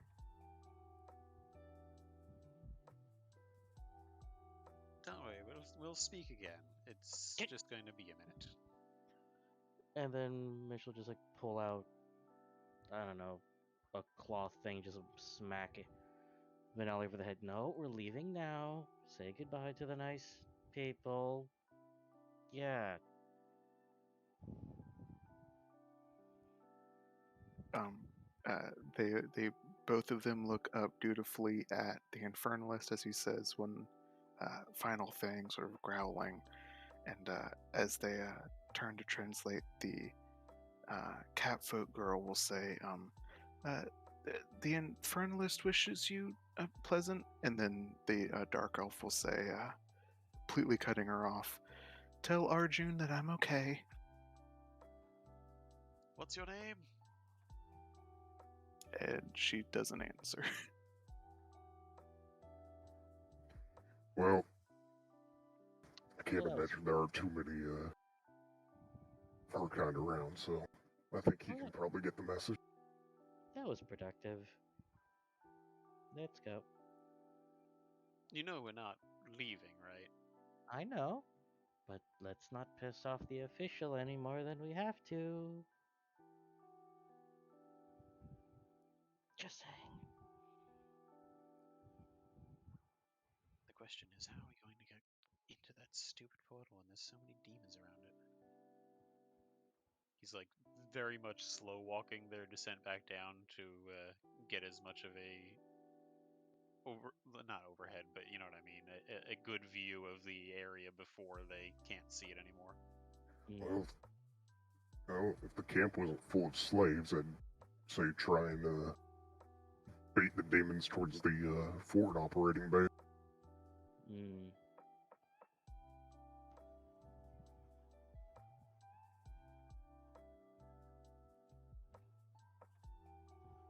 Yeah, as you guys descend back down, there is a like tension. The Arakai watch you leave and like come to stand at the top of the ramp watching you leave, and it's kind of touch and go there for it. You almost feel like they're going to like stop you leaving. They don't act on it, but it's very, you feel dozens and dozens of pairs of eyes boring into your backs. That's not creepy. Not at all.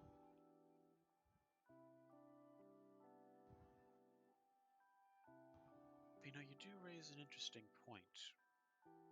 We might Me? not. It might. Yes, it might not be a great idea to send them over towards the forward operating base because there are plenty of slaves there.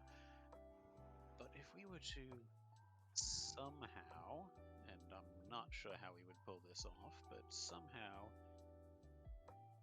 trick the demons into believing there was a very tasty soul, very big soul somewhere out of the way, that would give us an opening.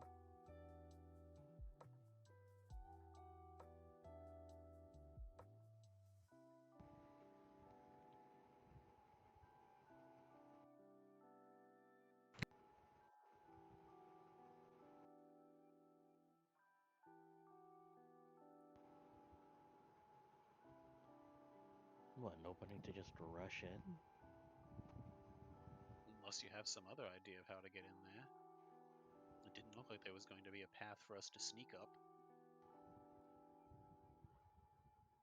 Hmm.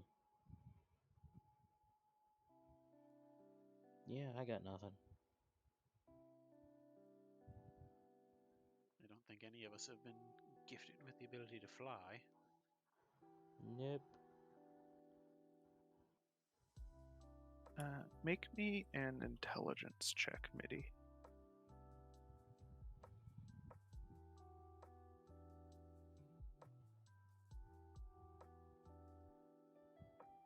Dope.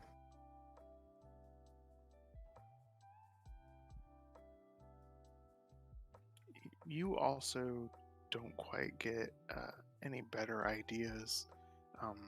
Although looking around, you are briefly reminded that you guys are sort of standing in the middle of a rushing flow of drones that seem to be heading towards the ruins of the city.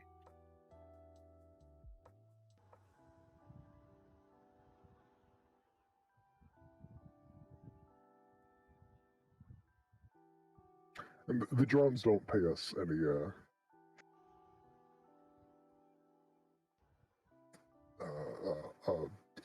mind.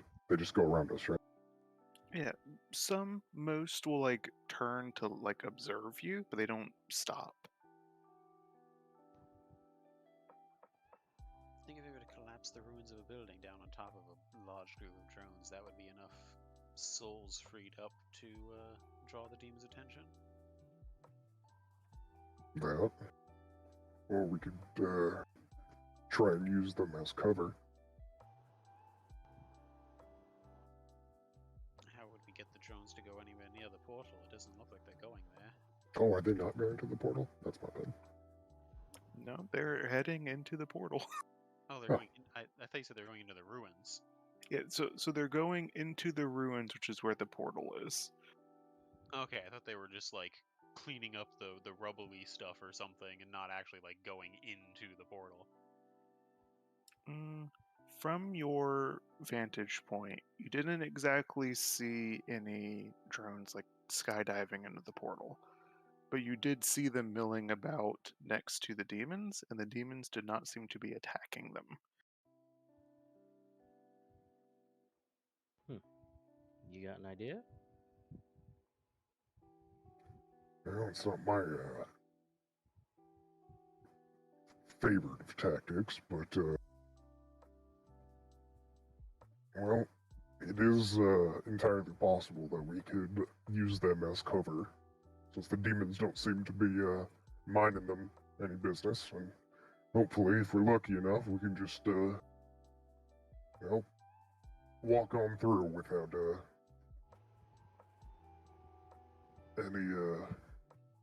any turned heads.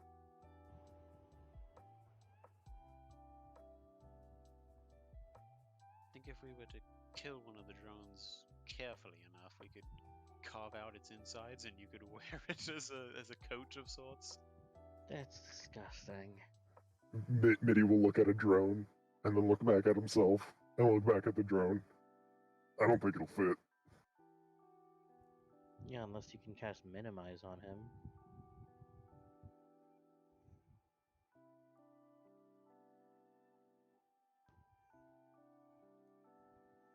Just a passing thought. Unfortunately, I don't see a way to really effectively use them as cover unless we can somehow coordinate them. They seem to be potting around us, which doesn't really give us the best cover.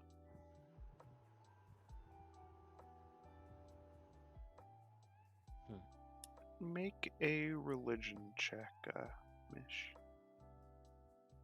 A religion check? Mm-hmm. Oh boy.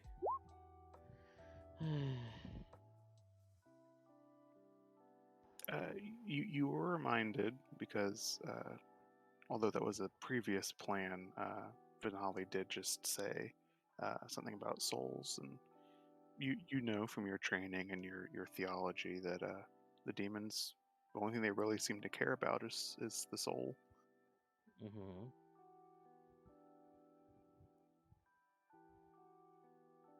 Brilliant. We just give up our souls and the demons will ignore us. I mean, So as in, there is one unscrupulous way of doing it. Though honestly, I don't think it's a great idea. Also, it's kind of messy.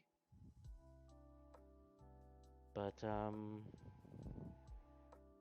many slaves do you think they'll miss? That's what we're trying to avoid. I'm just saying, we either pop off a few drones, harvest the soul, and barter with them, which for the record, I am very much against. So I don't even know why I'm suggesting it. Or, we just go out and collect souls the hard way. They're ignoring the drones. Do drones not have souls? No, they're just part of a hive do. mind. They do.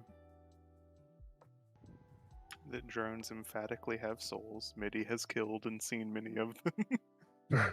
Can confirm.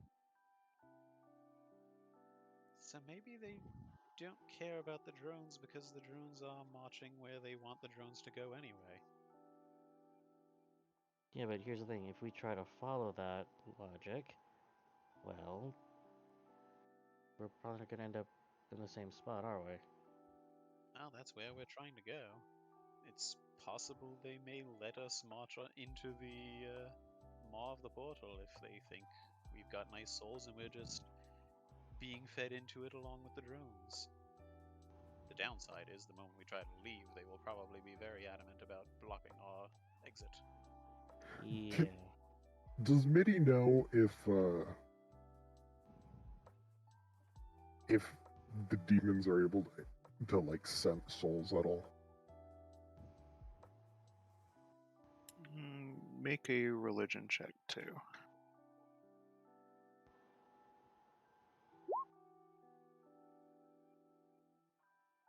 So you know that demons hunt by souls. That they sense them, they can detect them, they're drawn to them. That they can track a spirit the way that like a shark tracks a drop of blood in the water. Are they able to differentiate?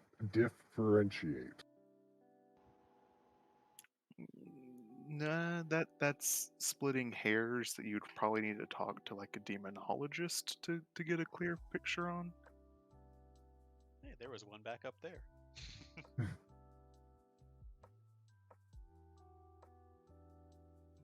Something tells me they're not really willing to talk to us.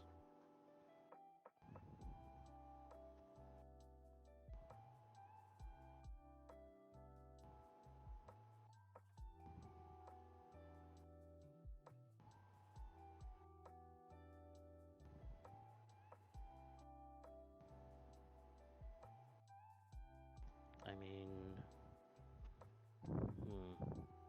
Well, who wants to be the guinea pig and try marching up there and see how the demons react?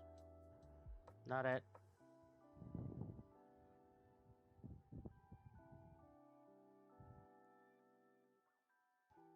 Not it in my D&D game. It probably shouldn't be me because I'm going to be the one that needs to heal whoever it is that goes if things go badly. Alright. Sure kid, I could do it. I'll go. Wait, hold up. Aren't you kind of, what did that other guy call it?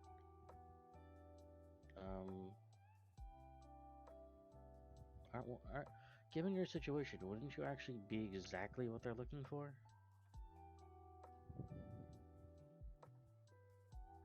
I mean, maybe.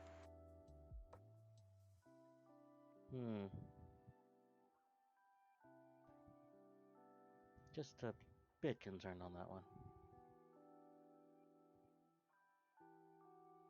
Well, he is also the quickest among us, so it's probably a good choice. He can dip out if things go sideways. I suppose. Don't you worry about it. I'll be back up here in a hot minute. All right, so Cal, you're heading into the ruins of Aj-Kalexi. Yes. I'm going to kind of be at a midway point, trying to stay within healing word distance. Okay, so are you going to stealth then, or are you just gonna like walk with the drones and see what happens? I'll stealth in. Okay, make me a check then.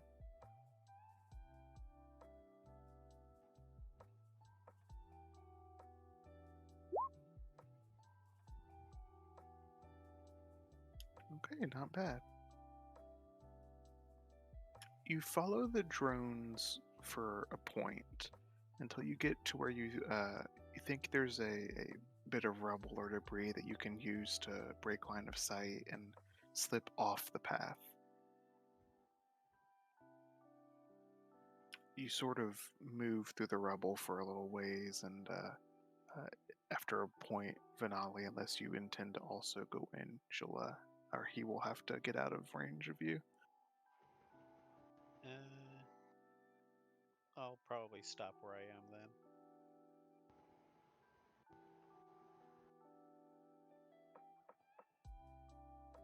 Okay, so you travel deeper into the ruins, Cal, and you get to the point where you can see, looking over from your vantage point, the maw that is the demonic rift.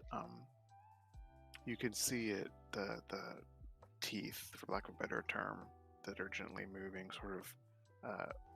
From this point, you can see they move rhythmically, as if the portal itself is like breathing almost.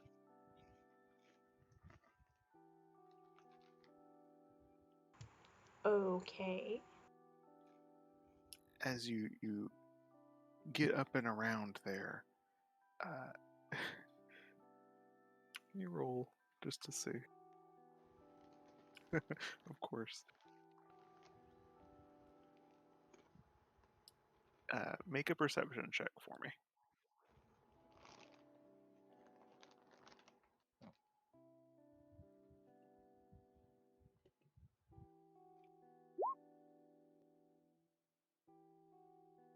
Okay, so you survey the field. You see drones moving in and about the ruins and around the demons, and demons don't seem to pay much mind to them. You see drones pick up artifacts, or sometimes even just like a piece of rubble that just seems to appeal to them. They'll grab it and immediately start making a beeline out of the area back towards presumably the base camp. Looks like they're scavenging this place armful by armful. It's almost hard to imagine what they're after. But you do see one of the drones gets a little too close to one of the largest demons you see out here. He's almost got like a yellowed skin, and his in a vaguely reminiscent of an Arakai, actually. He has like a three-part mouth that opens to the sides and at the bottom. He's huge, probably like 15 feet tall. But one of the drones gets just a little too close to him, and he, with a blur of motion, reaches down and just skewers the little Arakai creature with the claws at the tip of his hand. You'll see him pull back, and as the creature falls to the ground, dead, just a second or two passes before, bubbling up out of the creature, a red crimson soul, which the demon grabs, lifts, and promptly starts eating.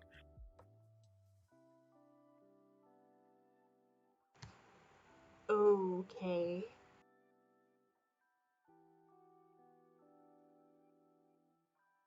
It is around this point that you hear a chattering, not in Arakai, but in a guttural tongue that you've only once heard your erstwhile companion, Tabitha, speak.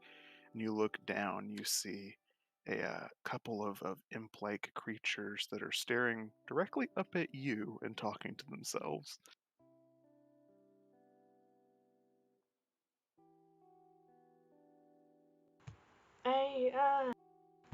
I think that I might take that as my cue to head out. Okay, are you sneaking away or are you booking it? I'll start off sneaky.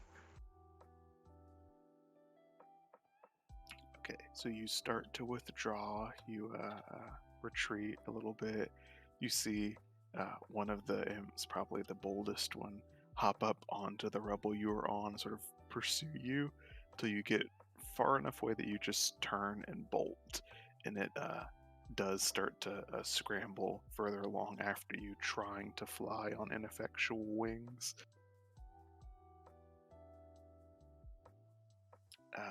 Back at the group, especially you, Vanala, you see Cal come clambering back down over the rubble with a random imp pursuing him.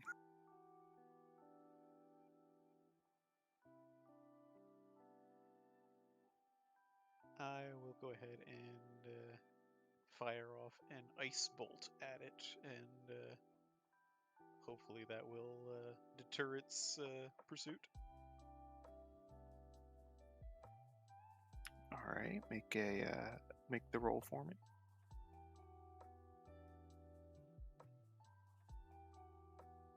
And Yeah, I have the like damage. not rolled a dice roll above a 10. I think this is practically this entire night. That would Not a lot. obviously.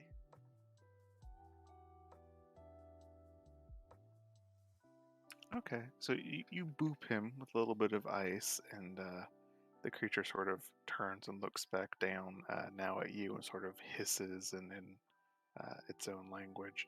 And it just still seems kind of perched on the rubble there, sort of now surveying the four not Arakai that are before it.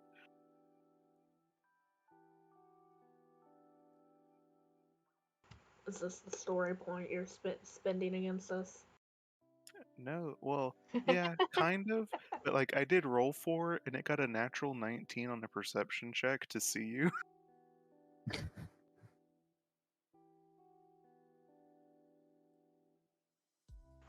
Cal will kind of make shoe gestures at it, try to get it to go back where it came from.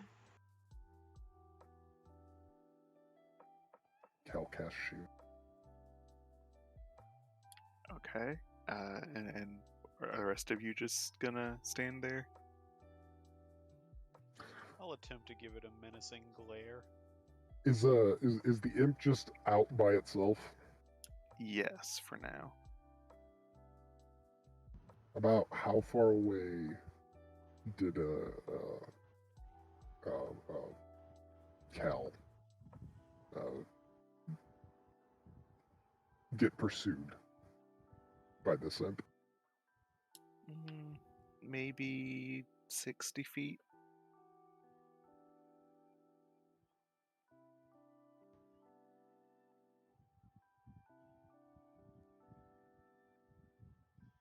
I wonder if it would be worth it.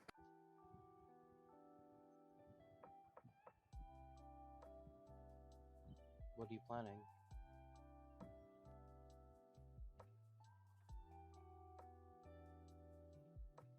I was just gonna whip it. I was thinking about whipping an axe at it just to shut it up, but I don't know if that's the smart thing to do.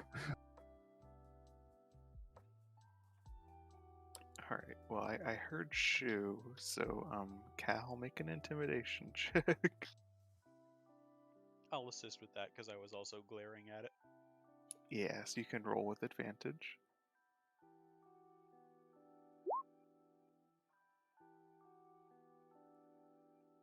Might be a little too winded to be too scary. Alright, you try.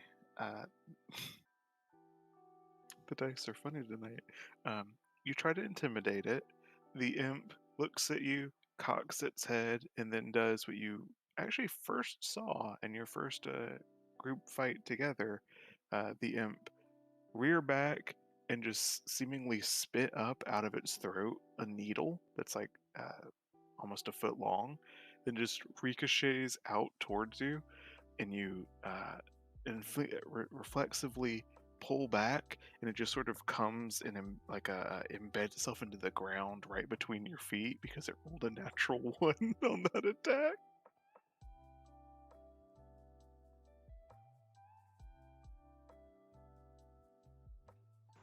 Alright, so at least we know these are about as friendly as the ones we met before. It is a demon. Vinali will take that barb out of the ground and pass it to Mitty and say, "You look like you want to throw something." Oh. Mitty will look at the barb, look at Vinali, and then he'll look at the imp and he'll give a massive grin. Just let him, and he will let fly that spike right back at the imp. Okay. D20 plus your proficiency and your dex mod.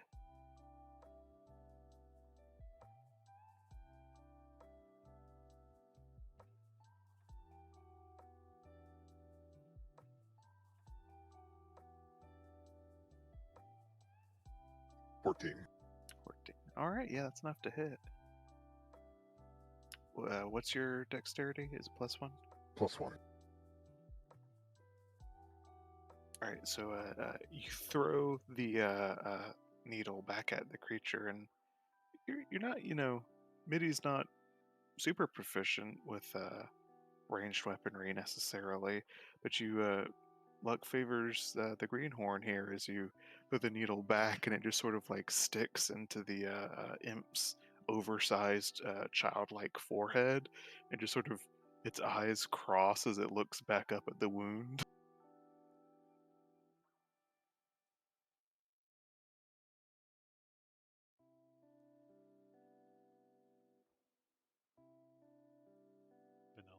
chuckle at that display as well. But with your efforts, it's not terribly difficult to dispose of a singular imp. However, give it a couple of minutes of recollecting yourselves, and you guys will start to see the Crimson Demon Soul starting to come up out of the imp. Tiny as it is, it will just start to float there. Can you do something about that, Mish? Like, yeah, I got it. I should just like rush in and scoop it up. And so, does she have anything she can hold it in, like a jar or something? I assume you have simple things like that with whatever traveling supplies you have, like for water and stuff like that. Okay. So she'll just like take it and scoop it into a jar. Yeah, so the usual, very odd sense of gravity that souls have, where they sort of uh, always hover a couple of inches off of whatever tries to touch them. You lift it up, sort of floating above your hand, and move it into the flask, where it just sort of slowly settles down there, just not quite touching any edge of the container. Yep. I think if we pick off enough stragglers like that, that would be enough to Bribe them? catch their attention. Well, that works too, but I was thinking more just like dumping them all in a pile somewhere and drawing their attention to that. I mean, we can do that, but we're gonna need a lot more than this thing. And she just Oh, shakes it for yes. good measure.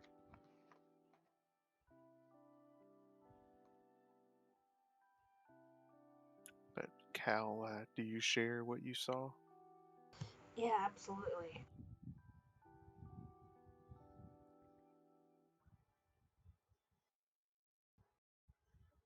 Yeah, so they've got got a big one guarding the portal, eh? I mean, it makes sense. Also seems as though the drones aren't entirely ignored. And if they get too close, they get popped. There was something quite specifically about the drone's soul you saw, Cal. Do what? The drone you saw die and its soul get eaten. It was not a normal soul. It was not blue. It It's was red. red. Yes.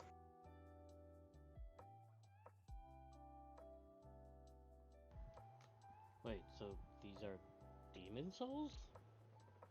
In the drones, that is alarming, and probably something to do with the infernalist up there, I would imagine. Hmm.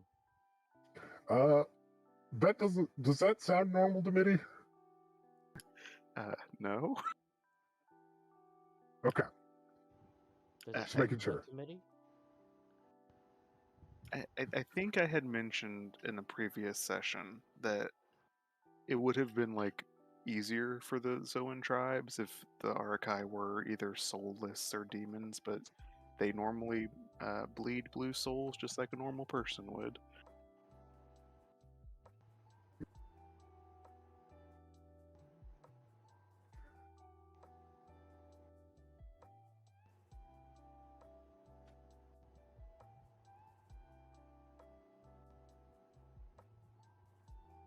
That I don't think I've ever heard of a drone with a demon soul. So either they're using the Arkai as vessels, or something really screwy is going on here.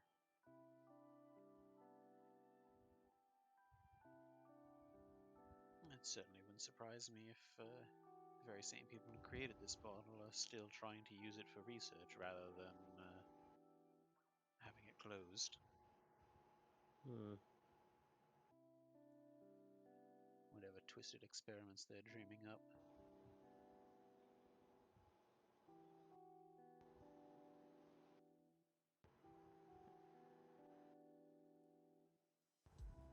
this certainly complicates things.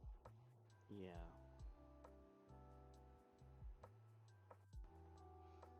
And the thing is, like, we also have a small problem with that plan.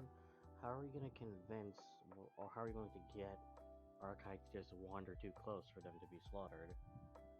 Because from how it was described, they only die if they get too close. So,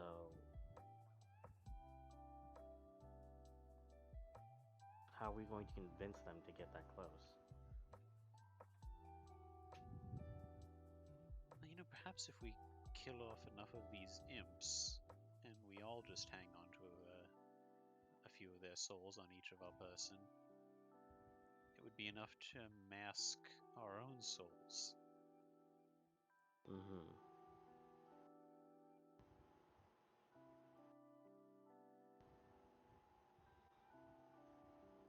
Am I gonna get to use some sort of mass combat rule?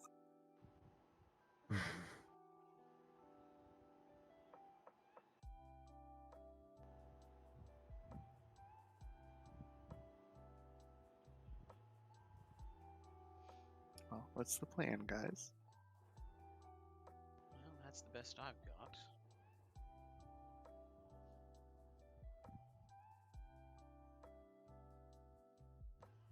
So we just harvest whenever we can, basically?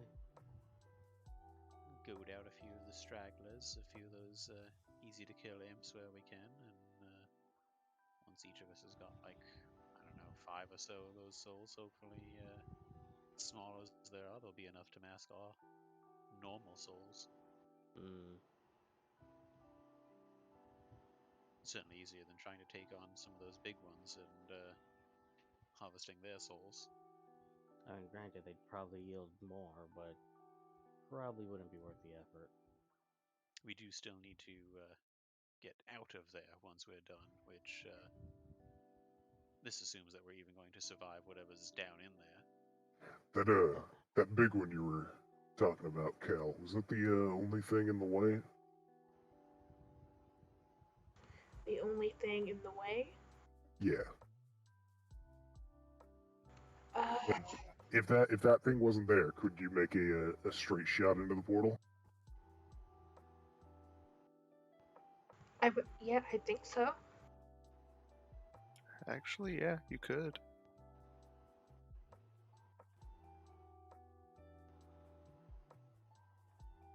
The big yellow creatures are the only ones that seem they are actually guarding the portal. The rest of the demons are kind of keeping a distance from them, A, and B, like shuffling about the ruins. Mm-hmm.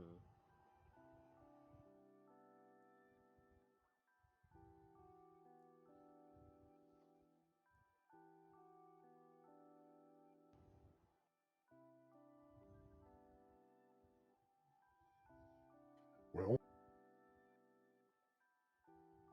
we could just remove the big guy from our path. Yeah, but the thing is, we also have to take into account that we have to do this quietly. Because, Yeah, I don't think we could we're kill kind the of big not one. well liked at the moment.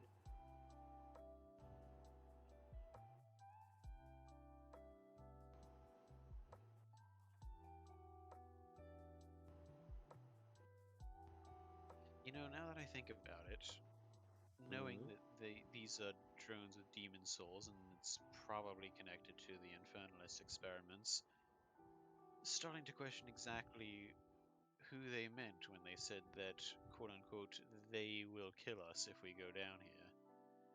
Thought they were talking about the demons, but could be the Arkai as well.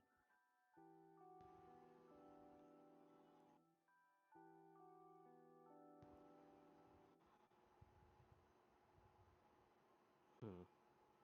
We are sort of fucking up whatever experiment they have planned.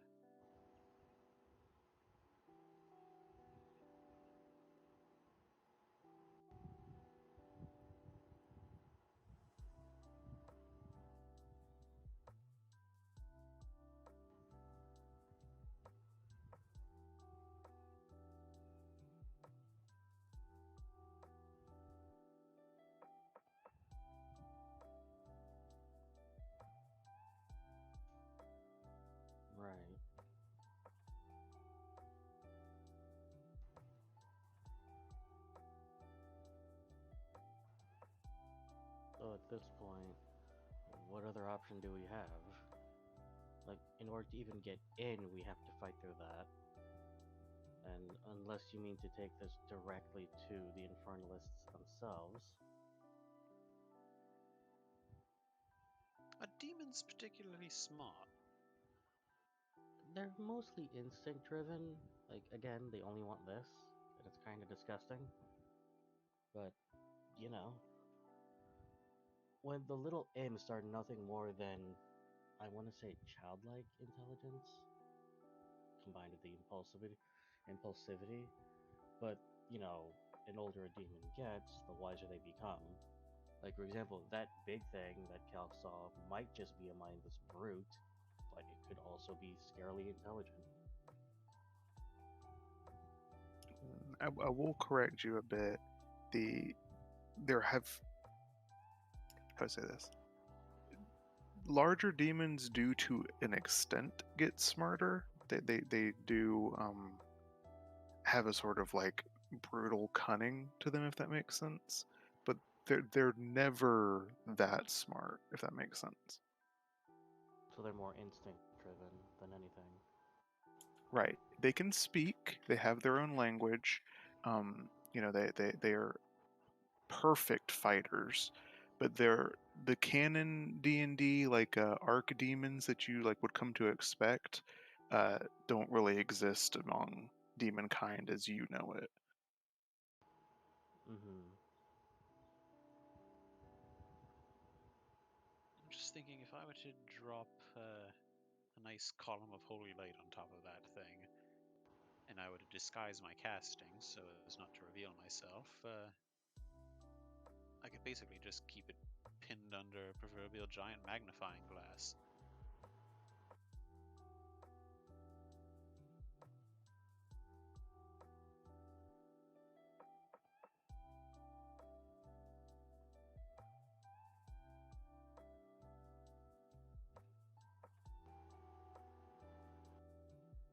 That's true, I suppose. It would put me fairly well tapped for going into the portal, but I would still be able to help out a bit with healing at least. Mm.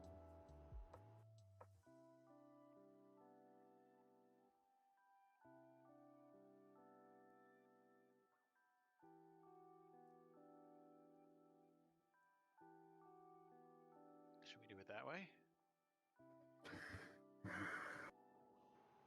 I mean, I honestly can't see any other option at this point.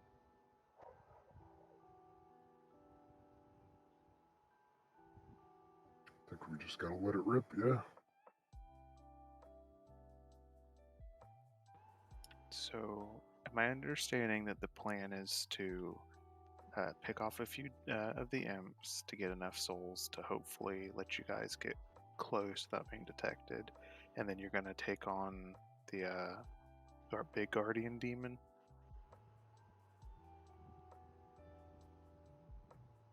Yeah, I I think. think that's the idea.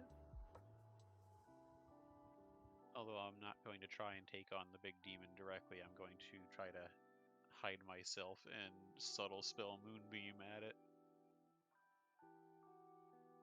Okay. Well, to start with doing some imp farming, everyone make me whatever like you would say like your primary attack roll is. Just roll it as if you're hitting something.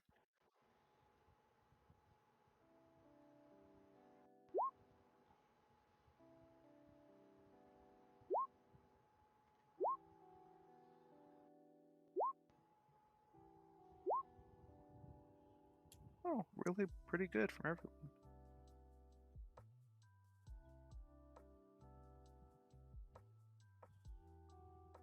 Okay, yeah. So you guys over the course of 20 minutes or so uh, perfect a pretty good strategy of having Cal duck back into the ruins, lure an imp or two out. You guys kill them. He goes back in, and then you sort of play rat catcher for a bit. And at the end of 20 to 30 minutes or so, you don't have that many jars or anything, but you have access to a good dozen or so of these little tiny demonic souls. Mm-hmm. As it happens, I do have 2 glass bottles and 5 vials that are all empty.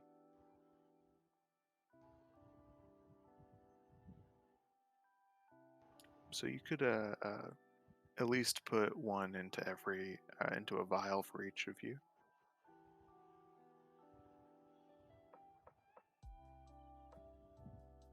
And hopefully that'll be enough.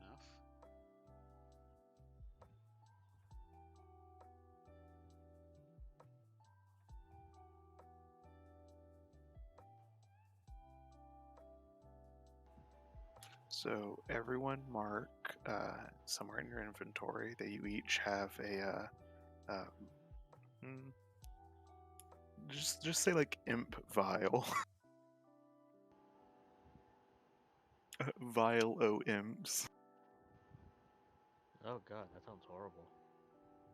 Imp by Calvin Klein. Ugh.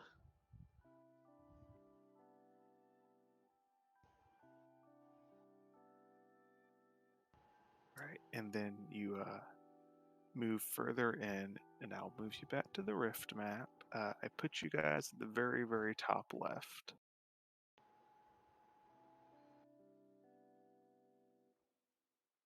I know it is a very large map.